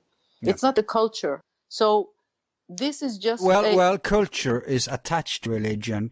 Religion influences culture. But look. You cannot compare a Moroccan Jew from some small village in the mountains of. I agree. It's not a uniformian culture, but it's the same with Islam. No, but that's not culture. I mean, in Balkan, you have people who are Muslims, are completely different culture, completely different belief system. Take, for instance, in Istanbul. 40% of the people there. Muslim is not the nationality. Look at this. Now you see you are mixing up, because the point is that the Netanyahu gang, let's call them that. No, it's a religion. Yeah, but they are making Jewishness into a nationality. Yeah, Jewish state. That's the big difference. People would never accept like a Christian state or a Muslim state. Yeah, they would. They could do that. You can say that Iran is it's an Islamic republic but the people who live there are Iranians. That's the difference. But what the Netanyahu... and some of them are Jewish too. There's Jews live in Iran. What Netanyahu is trying to do is make all the Jews... He wants to be the prime minister of all the Jews in the whole world. Right. This is the difference. Yeah. And Jews are opposing it because, for example, a Norwegian Jew is a Norwegian who happens also to be Jewish. Yeah. Yeah, he doesn't belong to Israel. You know, he doesn't, not like this rabbi. Yeah, then there's the question of genes. Is it ethnic There too? is no. Forget it. It doesn't exist. It's a religion. And the thing is that Israel, the administration of Israel, they want to make all Jews in the whole world believe that the only safe place for them is in Israel. Why? I will tell you why. Because, and this is something that they're I don't know what he's a minister of now, he changes, but Lieberman expressed right after the... Oh my God, disgusting guy, Joe Lieberman. Yeah, I'll just run through this. Sorry. So Yeah. after the massacre in Paris, the Charlie Hebdo, he wrote on his Facebook page that the goal has to be to get the population up to, I think it was 10 million or something in Israel, because then they have more power, and they have to get the people, the Jews of France and etc., to come to Israel. Right. So it's an expressed political goal, but there are a lot of Jews in the world who oppose this because they're German or French or American, but the religion is Judaism, but it has nothing to do with nationality. But it's the same with Islam. No, it is not the same. Islam isn't a race, and it's not ethnicity. But nobody's trying to make Islam a race or a nationality. Nobody's trying to make Christianity into a race or a nationality. Well, fundamentalist Wahhabists are. No, but it's completely different, you see. Okay. Nobody's trying to make all Muslims in the whole world citizens or belonging to a specific country. What about Daesh, the Islamic State? Yeah, I mean, it's a perfect equivalent. No wonder Israel supports them. I mean, they are the same thing, just for Muslims, right? I can see the difference, Kari. Well, anyway. We can just establish that they are living fine, very close to the border, and nobody's bothering them from that side of the... Yeah. I think we're getting to the end here, but there are a few more points I think we should touch upon, because you said something, I don't know if you said it today, but you ought to, because a part of the media propaganda is the fact that they don't show the actual civilians, and they don't show the actual soldiers that's fighting for the Syrian army, because you're getting invaded by these crazies, and you say, that's it, I'm going to fight for my country, I'm going to defend it. I didn't want to do it before, but now I have to. And what happens to them? They don't show us. If they showed us, I think the war would be, it would be a completely different story, how people will relate to this. Yeah, but they have also been killed by Americans and British soldiers and Israeli bombs. Israel has been bombing Syria like forever, and so they're fighting not only terrorists but also superpowers. Yeah, it's incredible. I mean, the resilience of the Syrian people is just amazing, and I've asked people, they're like, wow, what are you people made of? 7 years 7 years of military war and sanctions, and it's amazing. And I think that, and I've talked and I've made some small interviews street and whatnot, and what they're saying is the president is very popular, for sure. That's like, you can feel that everywhere. But they don't really talk about the president. They don't talk about, it's not like they're obsessed with the president or anything like that. What the Syrians are fighting for is their way of life, their freedom that they've had. The so-called rebels and the demonstrations, they were not fighting for any kind of freedom. What freedom did they want? Of course, there's corruption. And this is something the president is addressing on a regular basis. What country does not have corruption? I mean, if we were to have a competition of degree of corruption, I think that, for example, the countries who are aiming for regime change would be much worse off than Syria. They are driven by corruption. So exactly. So every country have their problems. Absolutely, of course. And nobody's denying that. But what they're fighting for is the right to have the religion they want. Women can do what in Syria. If you look at the way the women are treated in the terrorist-controlled areas, they have to wear a niqab, they can't go out, they can't go to school. I mean, it's a Wahhabi regime, okay? Yeah. So what Syrians are fighting to protect is their way of life, and their way of life is a freedom of, they have the freedom of religion, they can go to school, women can have positions, they can marry.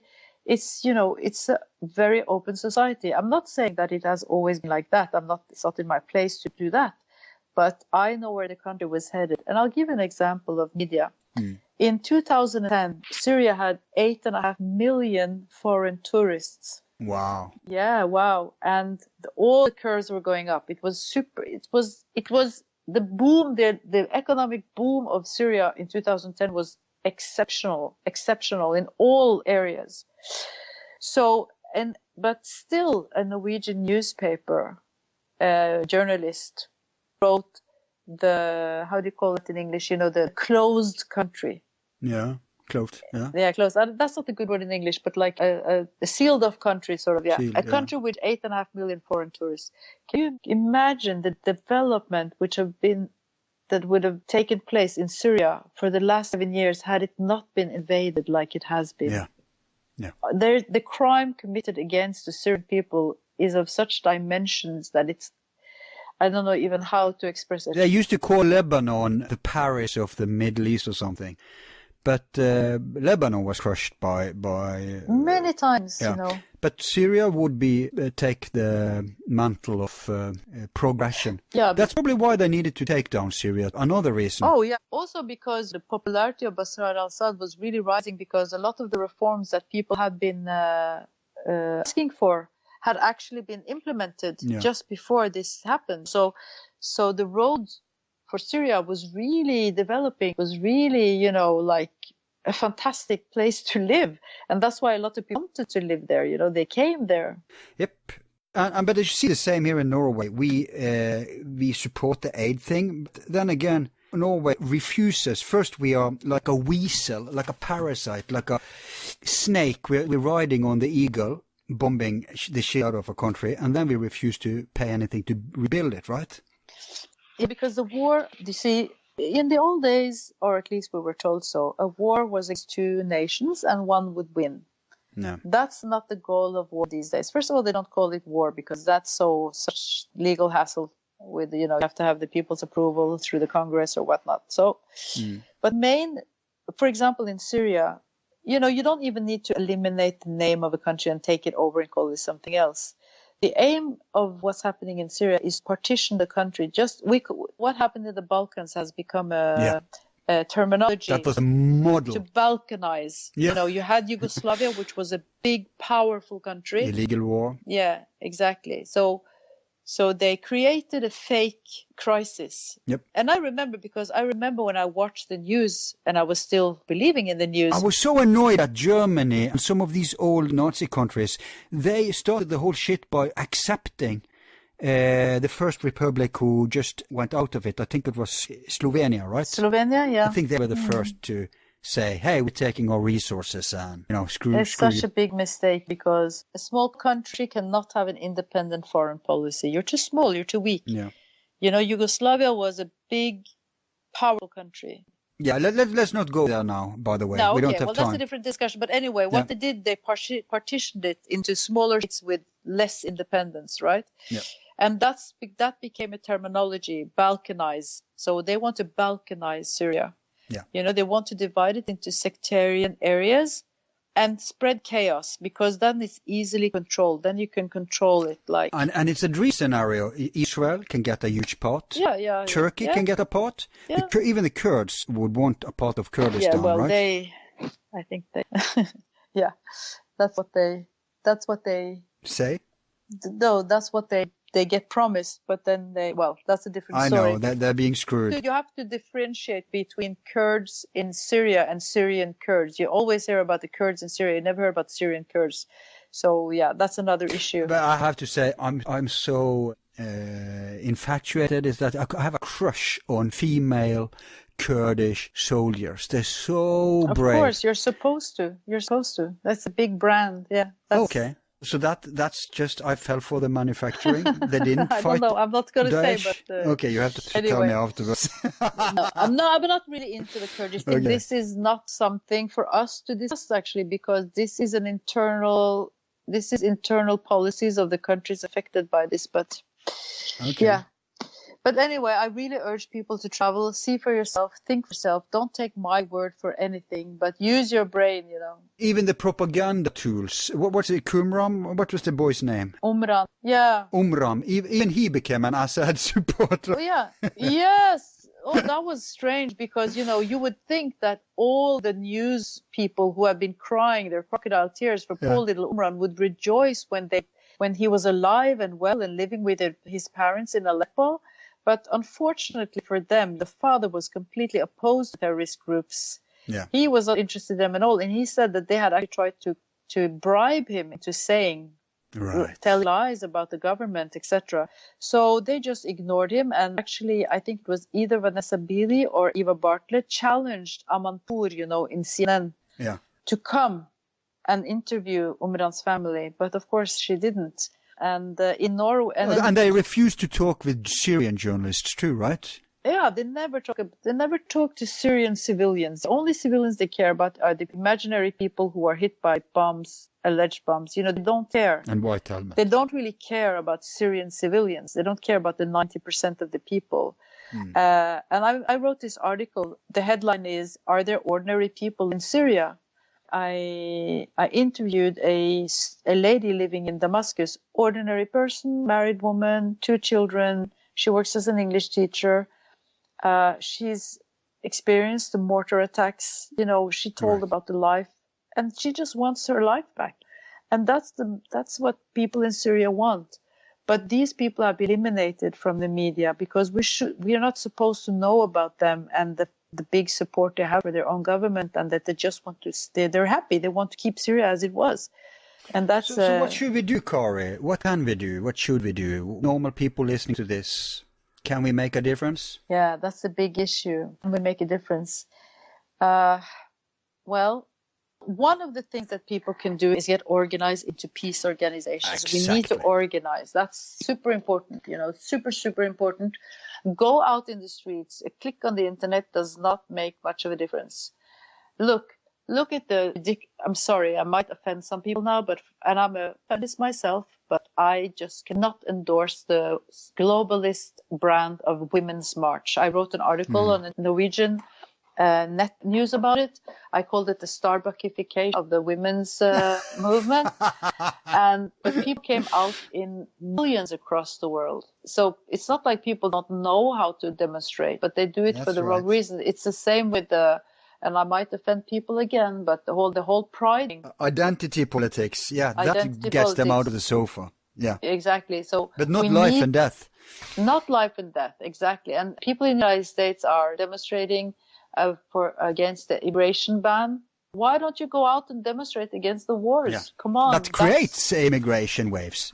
Take it to the root. Exactly. And also, it's fine. It's all nice and good to say that we should, receive immigrants. But hey, the best thing for people is to be able to say where they come from, because it's not easy to leave everything you know. It's not like people love to... And a country loses so much when exactly. It's like a brain drain, you know. Yep. It's very easy. You can't go wrong if you do 2 things. 1, assume at any time that the powers that be are lying to you. Yeah, they're always lying. Make them prove. It's their duty it's how thing used to be in the old days anyway. It's their duty to prove the truth, okay? You are not accountable for them. They should be accountable for us, the people. So that's the one thing. And the second thing, just be against any war as a default. Yeah, exactly. There's almost no just war. Almost never been a just war. There are no justifiable wars. Pardon? There are none. No war is justifiable. None. Well, defense war. No, that's another issue. Of course, if somebody attacks your country, but that's not war. That's defense. That's the real defense. But going to now, for example, telling NATO has been going really hard on the women's issues like the team Angelina Jolie. What an irony, by the way. So now they're looking, because human rights is getting tricky. They can't really sell their wars as easily. So just wait and see. Like in Myanmar, for example, they use women a lot to gain people getting we have to do something. And there's a massacre going on there too, by the way. Because what they want to evoke in us is, we have to do something. This is horrible. Yeah. And also gay communities, I'm sure they're going to use the LBA. I can't say all the letters, CTJ, something like that. I am sure that in some cases they will use... Look at all they have this story running around all the time about concentration camps in Chechnya. for gays. Nobody has been ever able to locate them. It's just hearsay. They use it. And all my gay friends are like, oh, that's horrible. They have concentration camps for homosexuals in Russia, blah, blah, blah. And when I say, hey, wait a minute, look at what they're writing. They're writing alleged, have maybe, look at the wording. Look at the memes. The thing is, look at the memes and look at there's no evidence here. There's not a single named source. If these concentration camps exist, where are they? And actually, I don't remember the name of the Chechen leader, macho guy, He said, hey, come on, journalists, come and look for them, because we certainly don't know where these concentration camps are. But the emotional rage that my gay friends feel when they read this is almost impossible to communicate with them. So I'm sure that NATO is going to use different type of minority groups, like suffering stories, as justification for wars. Victim porn. Yeah, so we have to be exactly what you said. Just be opposed to any war, because there always lies. As a default. As a default. I haven't had for a while as my Facebook profile picture. I'm already against the next war. Yes. It was, even though it's not common. Oh, there's wars going on all the time. Yeah. Yeah. And Obama got the Peace Prize because people think it's a conspiracy. Let me tell you now, Americans, it wasn't a conspiracy. Here's how it worked. We have some idiots in Norwegian politics, naive people. So they don't know what's going on, but they know that Bush was bad. And we had like millions of people rising up demonstrating against this overt warmonger. So they get this covert warmonger, Obama, instead. And so he hadn't even done anything, and they gave him the Peace Prize. And Obama himself was actually pretty shocked. He said, I don't understand why I'm getting this, but whatever, I'm taking it. And he took America from 2 to 7 wars. Now, if Trump, and I'm not a Trumpist, but if Trump actually managed to maintain the de-escalation in Korea, that actually works, and he just doesn't, turn around in a month from now and escalate it again. If actually works, and you have to give him the Peace Prize, but it will never happen. Even if he takes America out of every war that's going on right now, which he hasn't done yet, but even if he does that, he won't get the Peace Prize. Why? Because identity politics, it's the same reason they are still praising Hillary, even though there's enough information out there to know that she's a very destructive, dangerous person, very corrupt. Yeah, really dangerous. Murderous. Yeah. She's a war criminal, all that stuff. And Seth Rich killed for the revelation, and they just talk about the... I'm not really updated about that, but I know a lot of people who were supposed to testify against the Clintons have actually died in very strange circumstances. But that's conspiracy theory, says those who have never looked into it. No, but the word conspiracy theorist, it's losing its power. Yeah, it is, I know. Because in science, it's called hypothesis. Hypothesis, how do you say it in English? Hypothesis. This is how every progress is made. You have a theory, and then you have to sort of find, by logic and of course scientific methods, to see if you have to reject it or if it's quite credible. You will never say in science, you will never say that you proved anything, but that I just want to tell people who are listening, whenever somebody uses that term against you, you know that they have no arguments. Yeah. And you should tell that to their face. I call it intellectual laziness. When people use that term, it's because they don't know what to say. Yeah. And they're trying to dismiss you or stain you, and just never, ever to argue, no, I'm not a conspiracy theorist, blah, blah, blah, because the point is not to they're just using, I used to say it's like when they call a girl slut, in the school. Yeah. It doesn't matter what she's done or not done. It's just a way of dominating her and dismissing her. And that's the same with conspiracy theorists or anti-Semite. Those words are meaningless.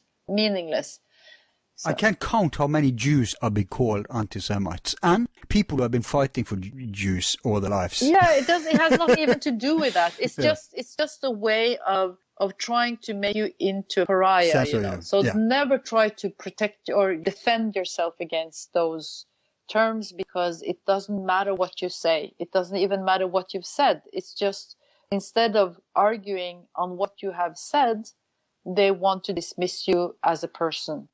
And you know what I say if they play the conspiracy card? No. Because you know how they say, I don't know if it works in English, but in Norwegian we say, if you start comparing with Nazi Germany, then you are hitling the debate. Oh, he's hitling the debate, right? That means you have no argument and the debate is over. Yeah.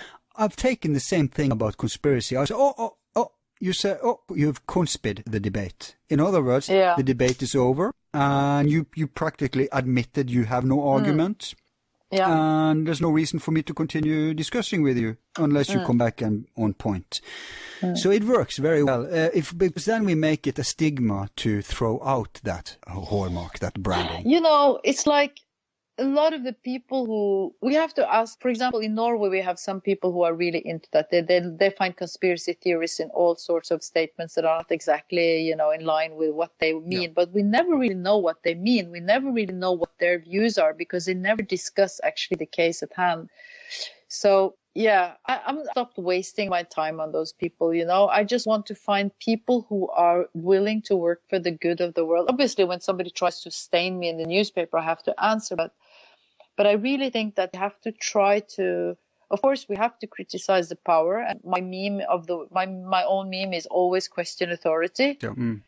Always, but also that we use our energy, because I've certainly gone into the trap of using too much energy on the negative things and on the crimes. You have to balance, right? You have to balance. Culture, health. Yeah.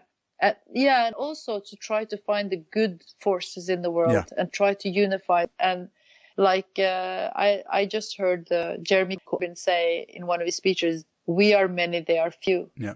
Most of people in the world are good people. That's my true belief. And we have to find a way to cooperate and work for the better good of humanity. Because, look, we live on this planet, very small planet, in a very, very big universe. And we are so lucky that we are on a planet which is actually paradise. We have plants all over the place. We have an ocean. This planet is so rich. It's just incredible. Wherever we turn our eyes, even in a desert, there's abundance, right? There's more than enough for all of us, more than enough. And of course, we have to take time to enjoy this planet and enjoy the beauty, just the crazy thing of being a human, which is a completely crazy, wonderful miracle to be a human. It's just amazing, right? And then, unfortunately, we have some dark forces among us who want to grab everything for themselves by some twisted imagination that it's going to make them immortal. No, I don't know what's driving them. So if we try to gather all the good and the light and the love in the world, you know, light will drive out darkness out. Absolutely. You know, I really believe that. And we are at the really change now. I mean, I'm not really into all the magnet fields and all that, but I know enough of it to know that this is not mumbo jumbo, magical, crazy new age stuff. This is physical realities. But basically, it boils down to take care of yourself and be healthy. Absolutely. Yeah. Emotionally, mentally, socially, value, physically. Yeah. Notwithstanding physically. In fact, I need to hit the gym very soon before it closes. That's a part of my... You know, they've been talking for almost 4 hours. I know. Oh, amazing. I know, and that's usually what happens. I invite on people for 1.5 hours, and it adds up for 4 hours. Yeah. Well, I hope that our talk has been inspiring. It will be edited. Yeah, but I hope the talk has been inspiring for people listening. And I hope so too. My message is never doubt in yourself. No one can do everything, but everyone can do something. Good. And even if that's just being good to your neighbors and showing affection and doing, because love is action, and everybody's capable of doing something good. And all the little or big good deeds are amazingly important for the good of the world. Yeah. Like donating $1 to this show. Oh, okay, yeah, I'm sure that would be good because you need to eat as well. Yeah, and we need to get voices like yours out. Yeah. But no, people. Usually we only have shows about what you're talking about, like exploring the. I haven't had that many political shows, but you know what, Kari? The fact that you came on shows that you care about the message. Because you didn't think like, oh, this is a big shot show who you... I mean, even against the counterculture, even among the dissident media, there are certain people who will only go on the huge shows or the very well-known system critical shows, and like, what? Who are you? I haven't heard about you, and you don't even have political shows. No, I'll stay away. So we had a few, and now we had one more, and the fact that you come on because you realize it's not about who the show is or what it can do for you and your career. It's the fact that we reach thousands of people, and it's the fact that you can get the message out, and that proves that you are concerned about the contents. You are concerned about getting the message out, right? Because then you would use any platform you could get. Absolutely. And just the fact that you asked me, that was enough for me, Yeah. So kudos to you for that.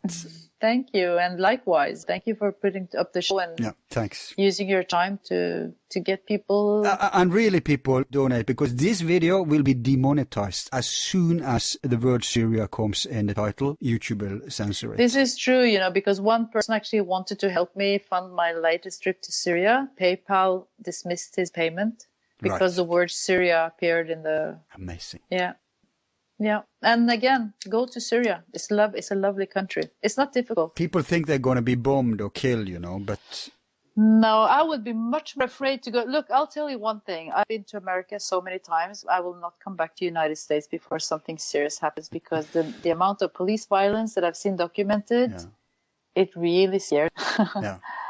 I'm sorry. And the real criminality going on too. I think it's much more dangerous there than... but crime in the United States has gone down. That's why it's so crazy that the police is getting so brutal, because crime has actually decreased. I think I should have a program. But a country that militarizes their police and privatizes their prisons, they need criminals.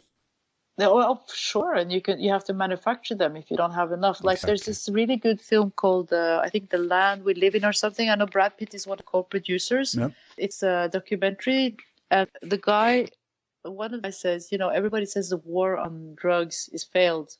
What if it isn't? And then they show all the people profiting from the judicial system. Oh, yeah. We're going to have programs about that. CIA is one of the big players. But let's not go there today. No.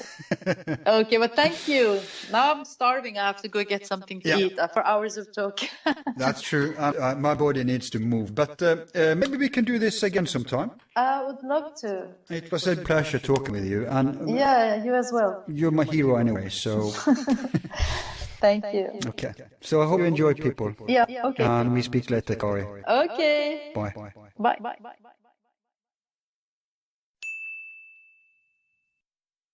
So, as you all could hear, the line wasn't the best. And kudos to you for having suffered through this whole interview with such a poor sound quality. But what can we do? This has happened at occasion, and it is the reason why it has taken incredibly long time to get this out. In fact, we had to go through second by second all 3-4 hours and fix the worst incidents. So if you think it's bad now, consider how bad it was before we shaped it up. And if this isn't weird enough in itself, Part 2 took even longer time to get out, because the whole sound master tape is for some weird reason empty.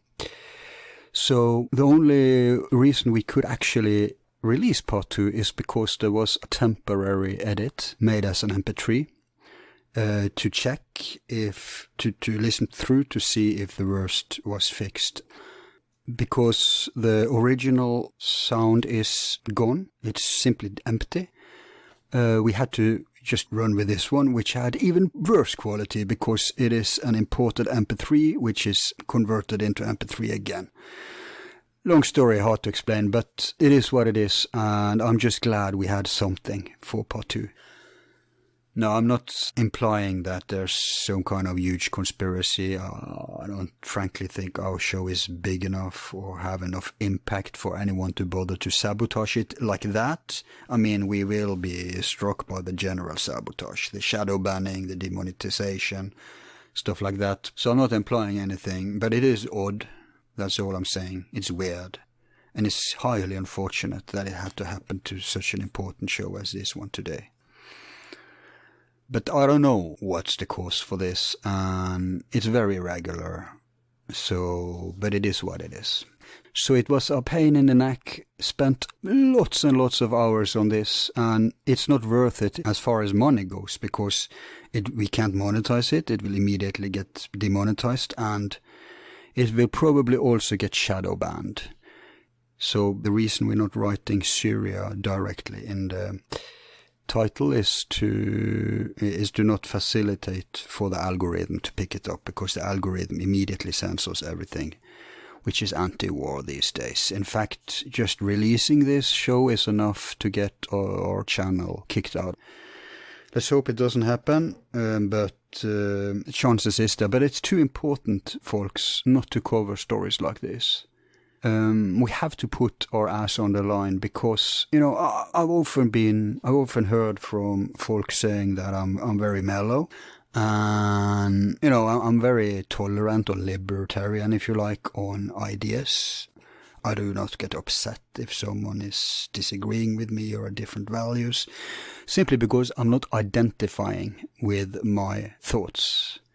People need to get their identification straight. People who get crazy if someone disagrees, they have no center, their ego is attached to their ideas. I'm not that kind of person, but what enrages me is life and death matters. Like when they remove our freedoms, our liberties, they turn society into surveillance. Stuff like Assange and the WikiLeaks makes me see red, and the same with these kinds of things. I mean, imagine, people, just for a second, if you're not consuming this kind of information as entertainment, if you just for a second try to imagine that this scenario is real. You're in a peaceful country, as far as not warring with other countries goes. You're minding your own business. Then in comes these hounds of hell, that is Daesh. In comes mercenaries, bands of flesh-eating, heart-ripping, children-butchering mad dogs, and cause havoc. And all sponsored by an empire.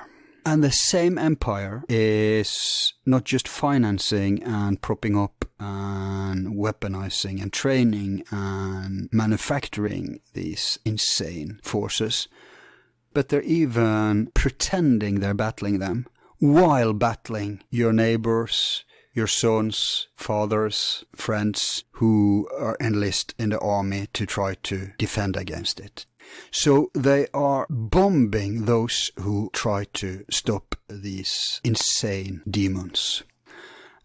And at the same time blaming ordinary people, because in this case personified via Assad, for being behind all the evil, nasty terrors that these fundamentalist, extremist, fanatical Satan seeds are behind. They release chemical attacks, bombs on women, children, civilians, and you get blamed for it. Then comes their press, pretends that the fanatics are the heroes and the common folks are the enemy. Then, thank God for Russia, because they have interfered and tried to bomb Daesh to smithereens. And the same press, Western corporate press, that is owned by the military-industrial complex, the same forces that are propping up this war, are then spinning it on its head and lying to the population in the countries that is run by this military-industrial complex, like the NATO countries. If that doesn't enrage you, you're really removed from reality, because there is no democracy when all this shit is happening outside of ordinary citizens' control. People are being lied to, our taxpayer money and even our charity money is funneling to finance this horror show. And they are basically destroying. I mean, Syria looks like Berlin after the war. And it's still, even though it's probably been a year between we did this and it was released, and it's not changed. Yes, the new president of America, Donald Trump, said he wanted to withdraw from Syria, wanted to withdraw from Afghanistan. But folks, it hasn't happened yet. So wake up and smell the coffee. The president isn't in charge when it comes to important decisions regarding war. That's the only conclusion you can draw. Either that or he has a change of heart. He's been corrupted, paid off. But it doesn't matter. Every president, when Obama went in, he too claimed. He said even he would end the war on whistleblowers and usher in a transparent administration. What happened? The opposite. USA has never smacked down more on whistleblowers than after Obama got in power. And same with WikiLeaks. That started under Obama. Trump indirectly got help from WikiLeaks. Not that it affected the election, and not that that's their intention. They don't care. They release the corruption no matter what, whatever they get. But you should think the Trump administration would realize, oh, okay, maybe this is useful. But no, the neocons that are flooding the administration now, I mean, all the right-wing dissidents that was a part of Trump's regime is out and replaced by neocon bastards who are nothing else than the dogs of war. They are the war industry's henchmen. You have them among the neolibs in the Democrat Party, and you have them among the neocons in the Republican Party, and they are running the show. So you can, as a president or as a politician, you have the freedom to change certain things, but it's obvious when it comes to these things, there's no chance. Look at the press. Those people who agitated like mouthpieces, pure propaganda, that we had to go into Iraq, we had to go into Libya, we had to go into Syria, or we have to go into Iran, Venezuela, you name it. They haven't seen a war they're not in love with. Those same people are promoted, and those who warned against the wars, those who criticized the wars in the press were eradicated. That's why there's no one left now. There's no one left in the mainstream press to tell you the truth of what's going on. It's all pure Hollywood manufacturing. It's called manufacturing consent. It means that before they invade something, they put out intense propaganda to brainwash the population, because normal population will never stand for these things. This is what drains the coffers. So in your country you get austerity. This is why taxes go up for ordinary folks, prices go up, your salary goes down, jobs disappear. This is why millions of people are escaping from the war zones, migration waves, to an already pressured population. This is why it increases fanatism and extremism on all sides among the countries that are being raped and pillaged and destroyed. Obviously, hate and bitterness fuels fanatism. And when migration waves flood the Western countries, you get the same kind of reaction there. I mean, they're not directing their rage against the puppet masters of war, the corrupt politicians supporting and facilitating this, or the corrupt, incompetent propaganda press that is agitating for this. No, they direct their rage against the common foreigner from those countries. And the equivalent there is when they are bombed by USA, for example, then, oh, we hate all Americans. So maybe they become radicalized, maybe they then join IS, Daesh, and ironically, they are remotely controlled by the intel. They are used to destroy these countries further instead of attacking. You know, they're not attacking any Western targets, not even Israeli targets that they allegedly hate. No. They are surgically used as dogs of war, as mercenaries. They're used to be useful idiots, cannon fodder, or to, wreak havoc. Not just in Syria. They used them in Libya, they used them in Yemen, they've used them in Iraq. They even used them in Ukraine by the Nazi party there. When I say Nazi, yes, Nazi. Traditional Nazi, SS. They still have the SS logo, which is propped up by the same NATO forces that are trying to wreck Syria. So we see here a conglomerate of bigger interests, especially Israel, Saudi Arabia, which is the ideological root of the cancer, and the NATO countries with USA, Pentagon, CIA as top dogs. That's our situation, people. If you're sitting in your sofa, you have to wake up. At least support independent press and vote. They would love nothing else than you not voting. You have to vote, and you never vote so-called strategically, like, oh, I can only choose between 2 horror shows, let me choose the least worst. No. Use your vote solely for anti-war candidates. There's 2 things you have to go by in order to clean up politicians in your own country. 1, if they're anti-war. That's a certain sign they're not in the pocket of the elite. And the second, consistency. Anyone can feign anti-war if that becomes the general sentiment. Look at their record. Look at their record. If they have supported any of these wars, they are compromised. You cannot believe them. If you do that, it helps a lot, because it doesn't matter if you're so-called wasting your vote for a small party that has no chance, because no matter which party takes over, it's the war dogs that's in charge.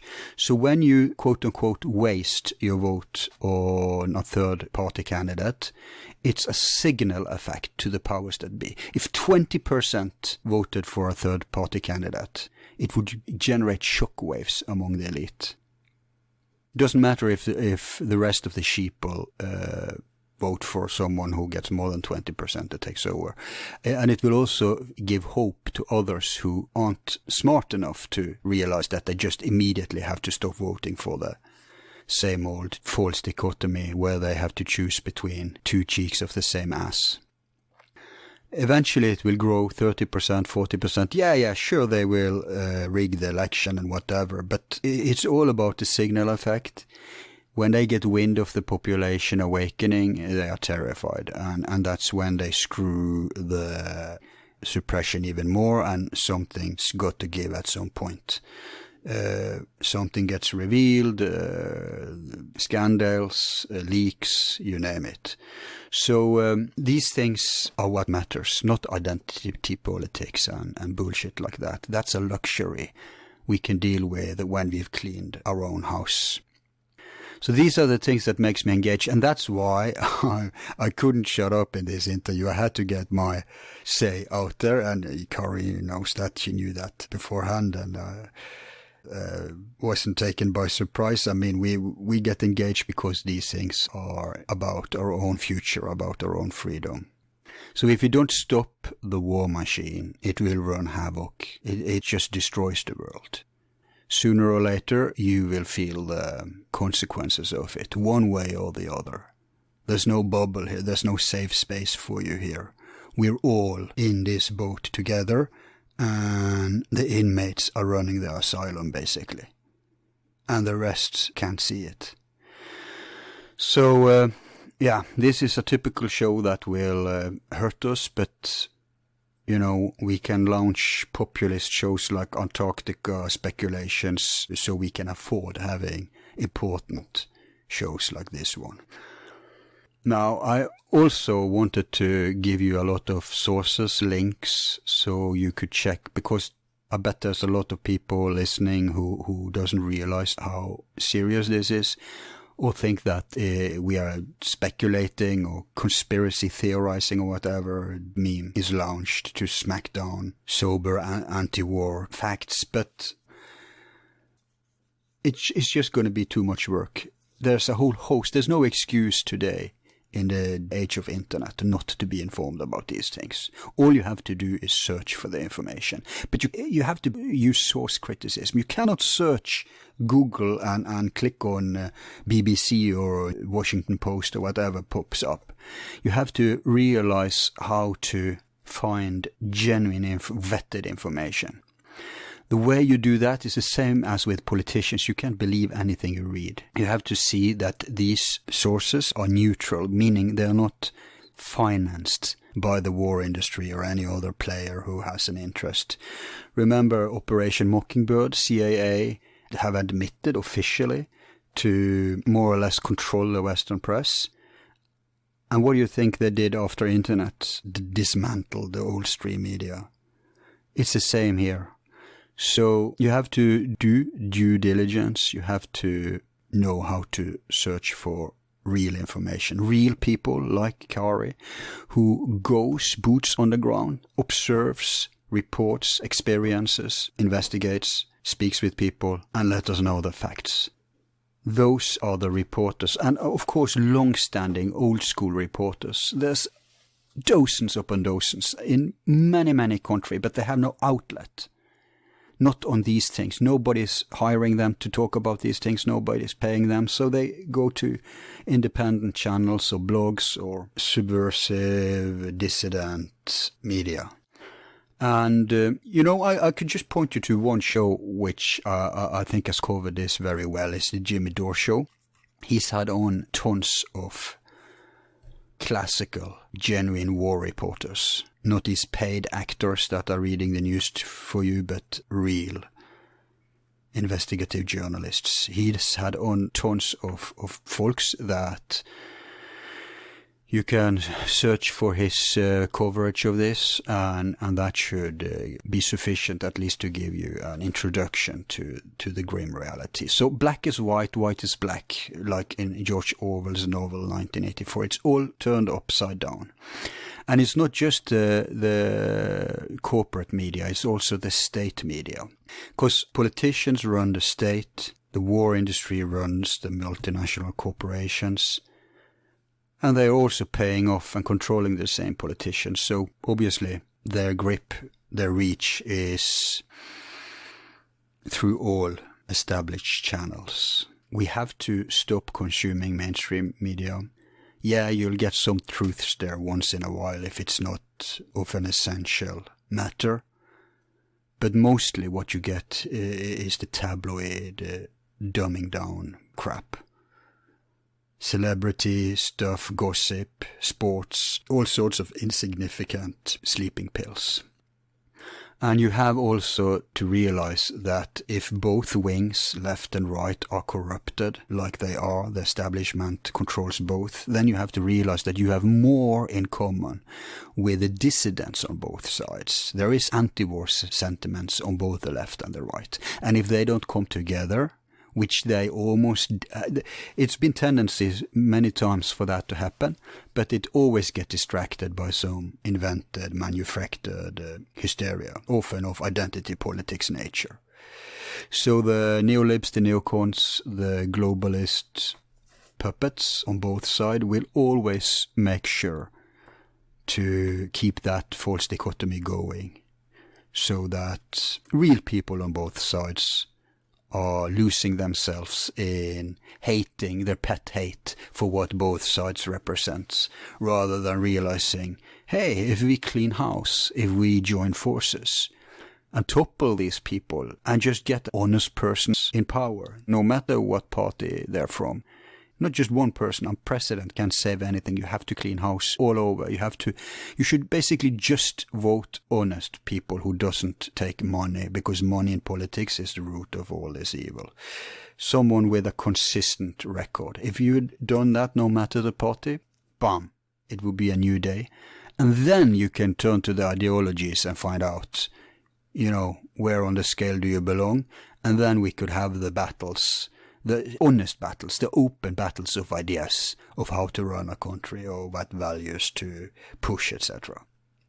But like it's now, it's what you Americans call a dog and pony show, and you're all in for the sucker ride.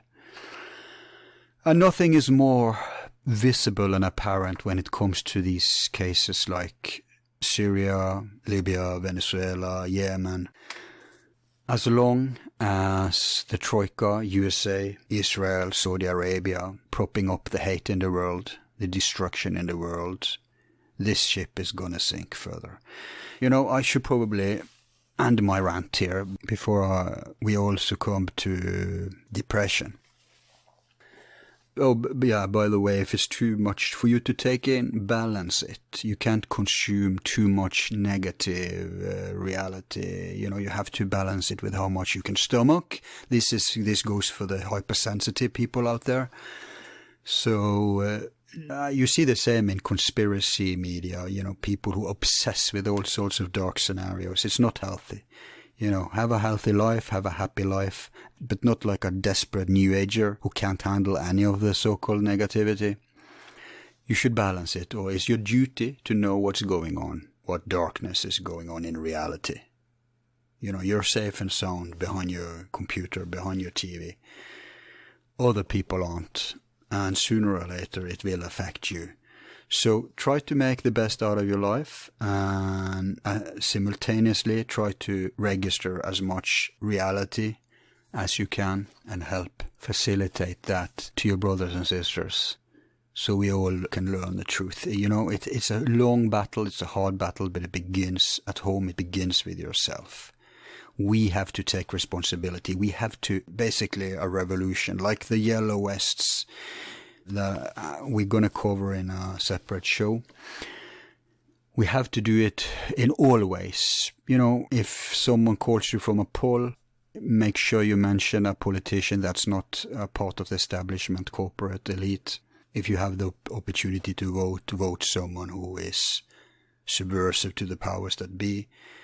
If you're consuming media, make sure you're not supporting their part of their propaganda machine, and so on and so on and so on. And there will be, under this video, when it comes on YouTube, there will be basically paid agent, as is also proven. You don't take my word for it, Google it, because they scout for information pieces like this. And they will try with their noise and their bullshit.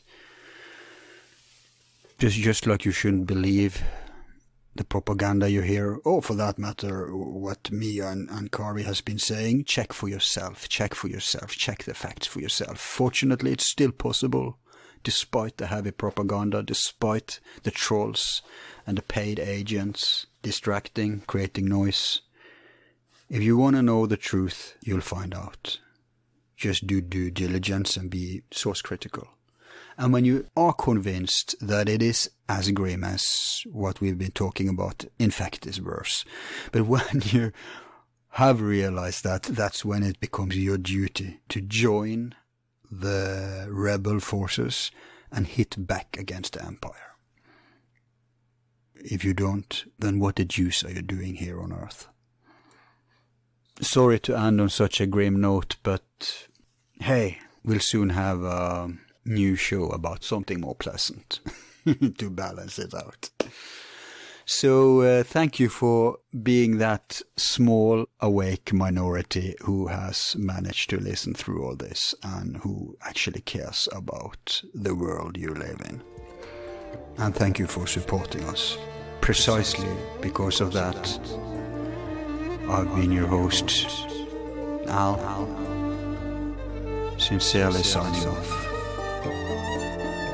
Be seeing you.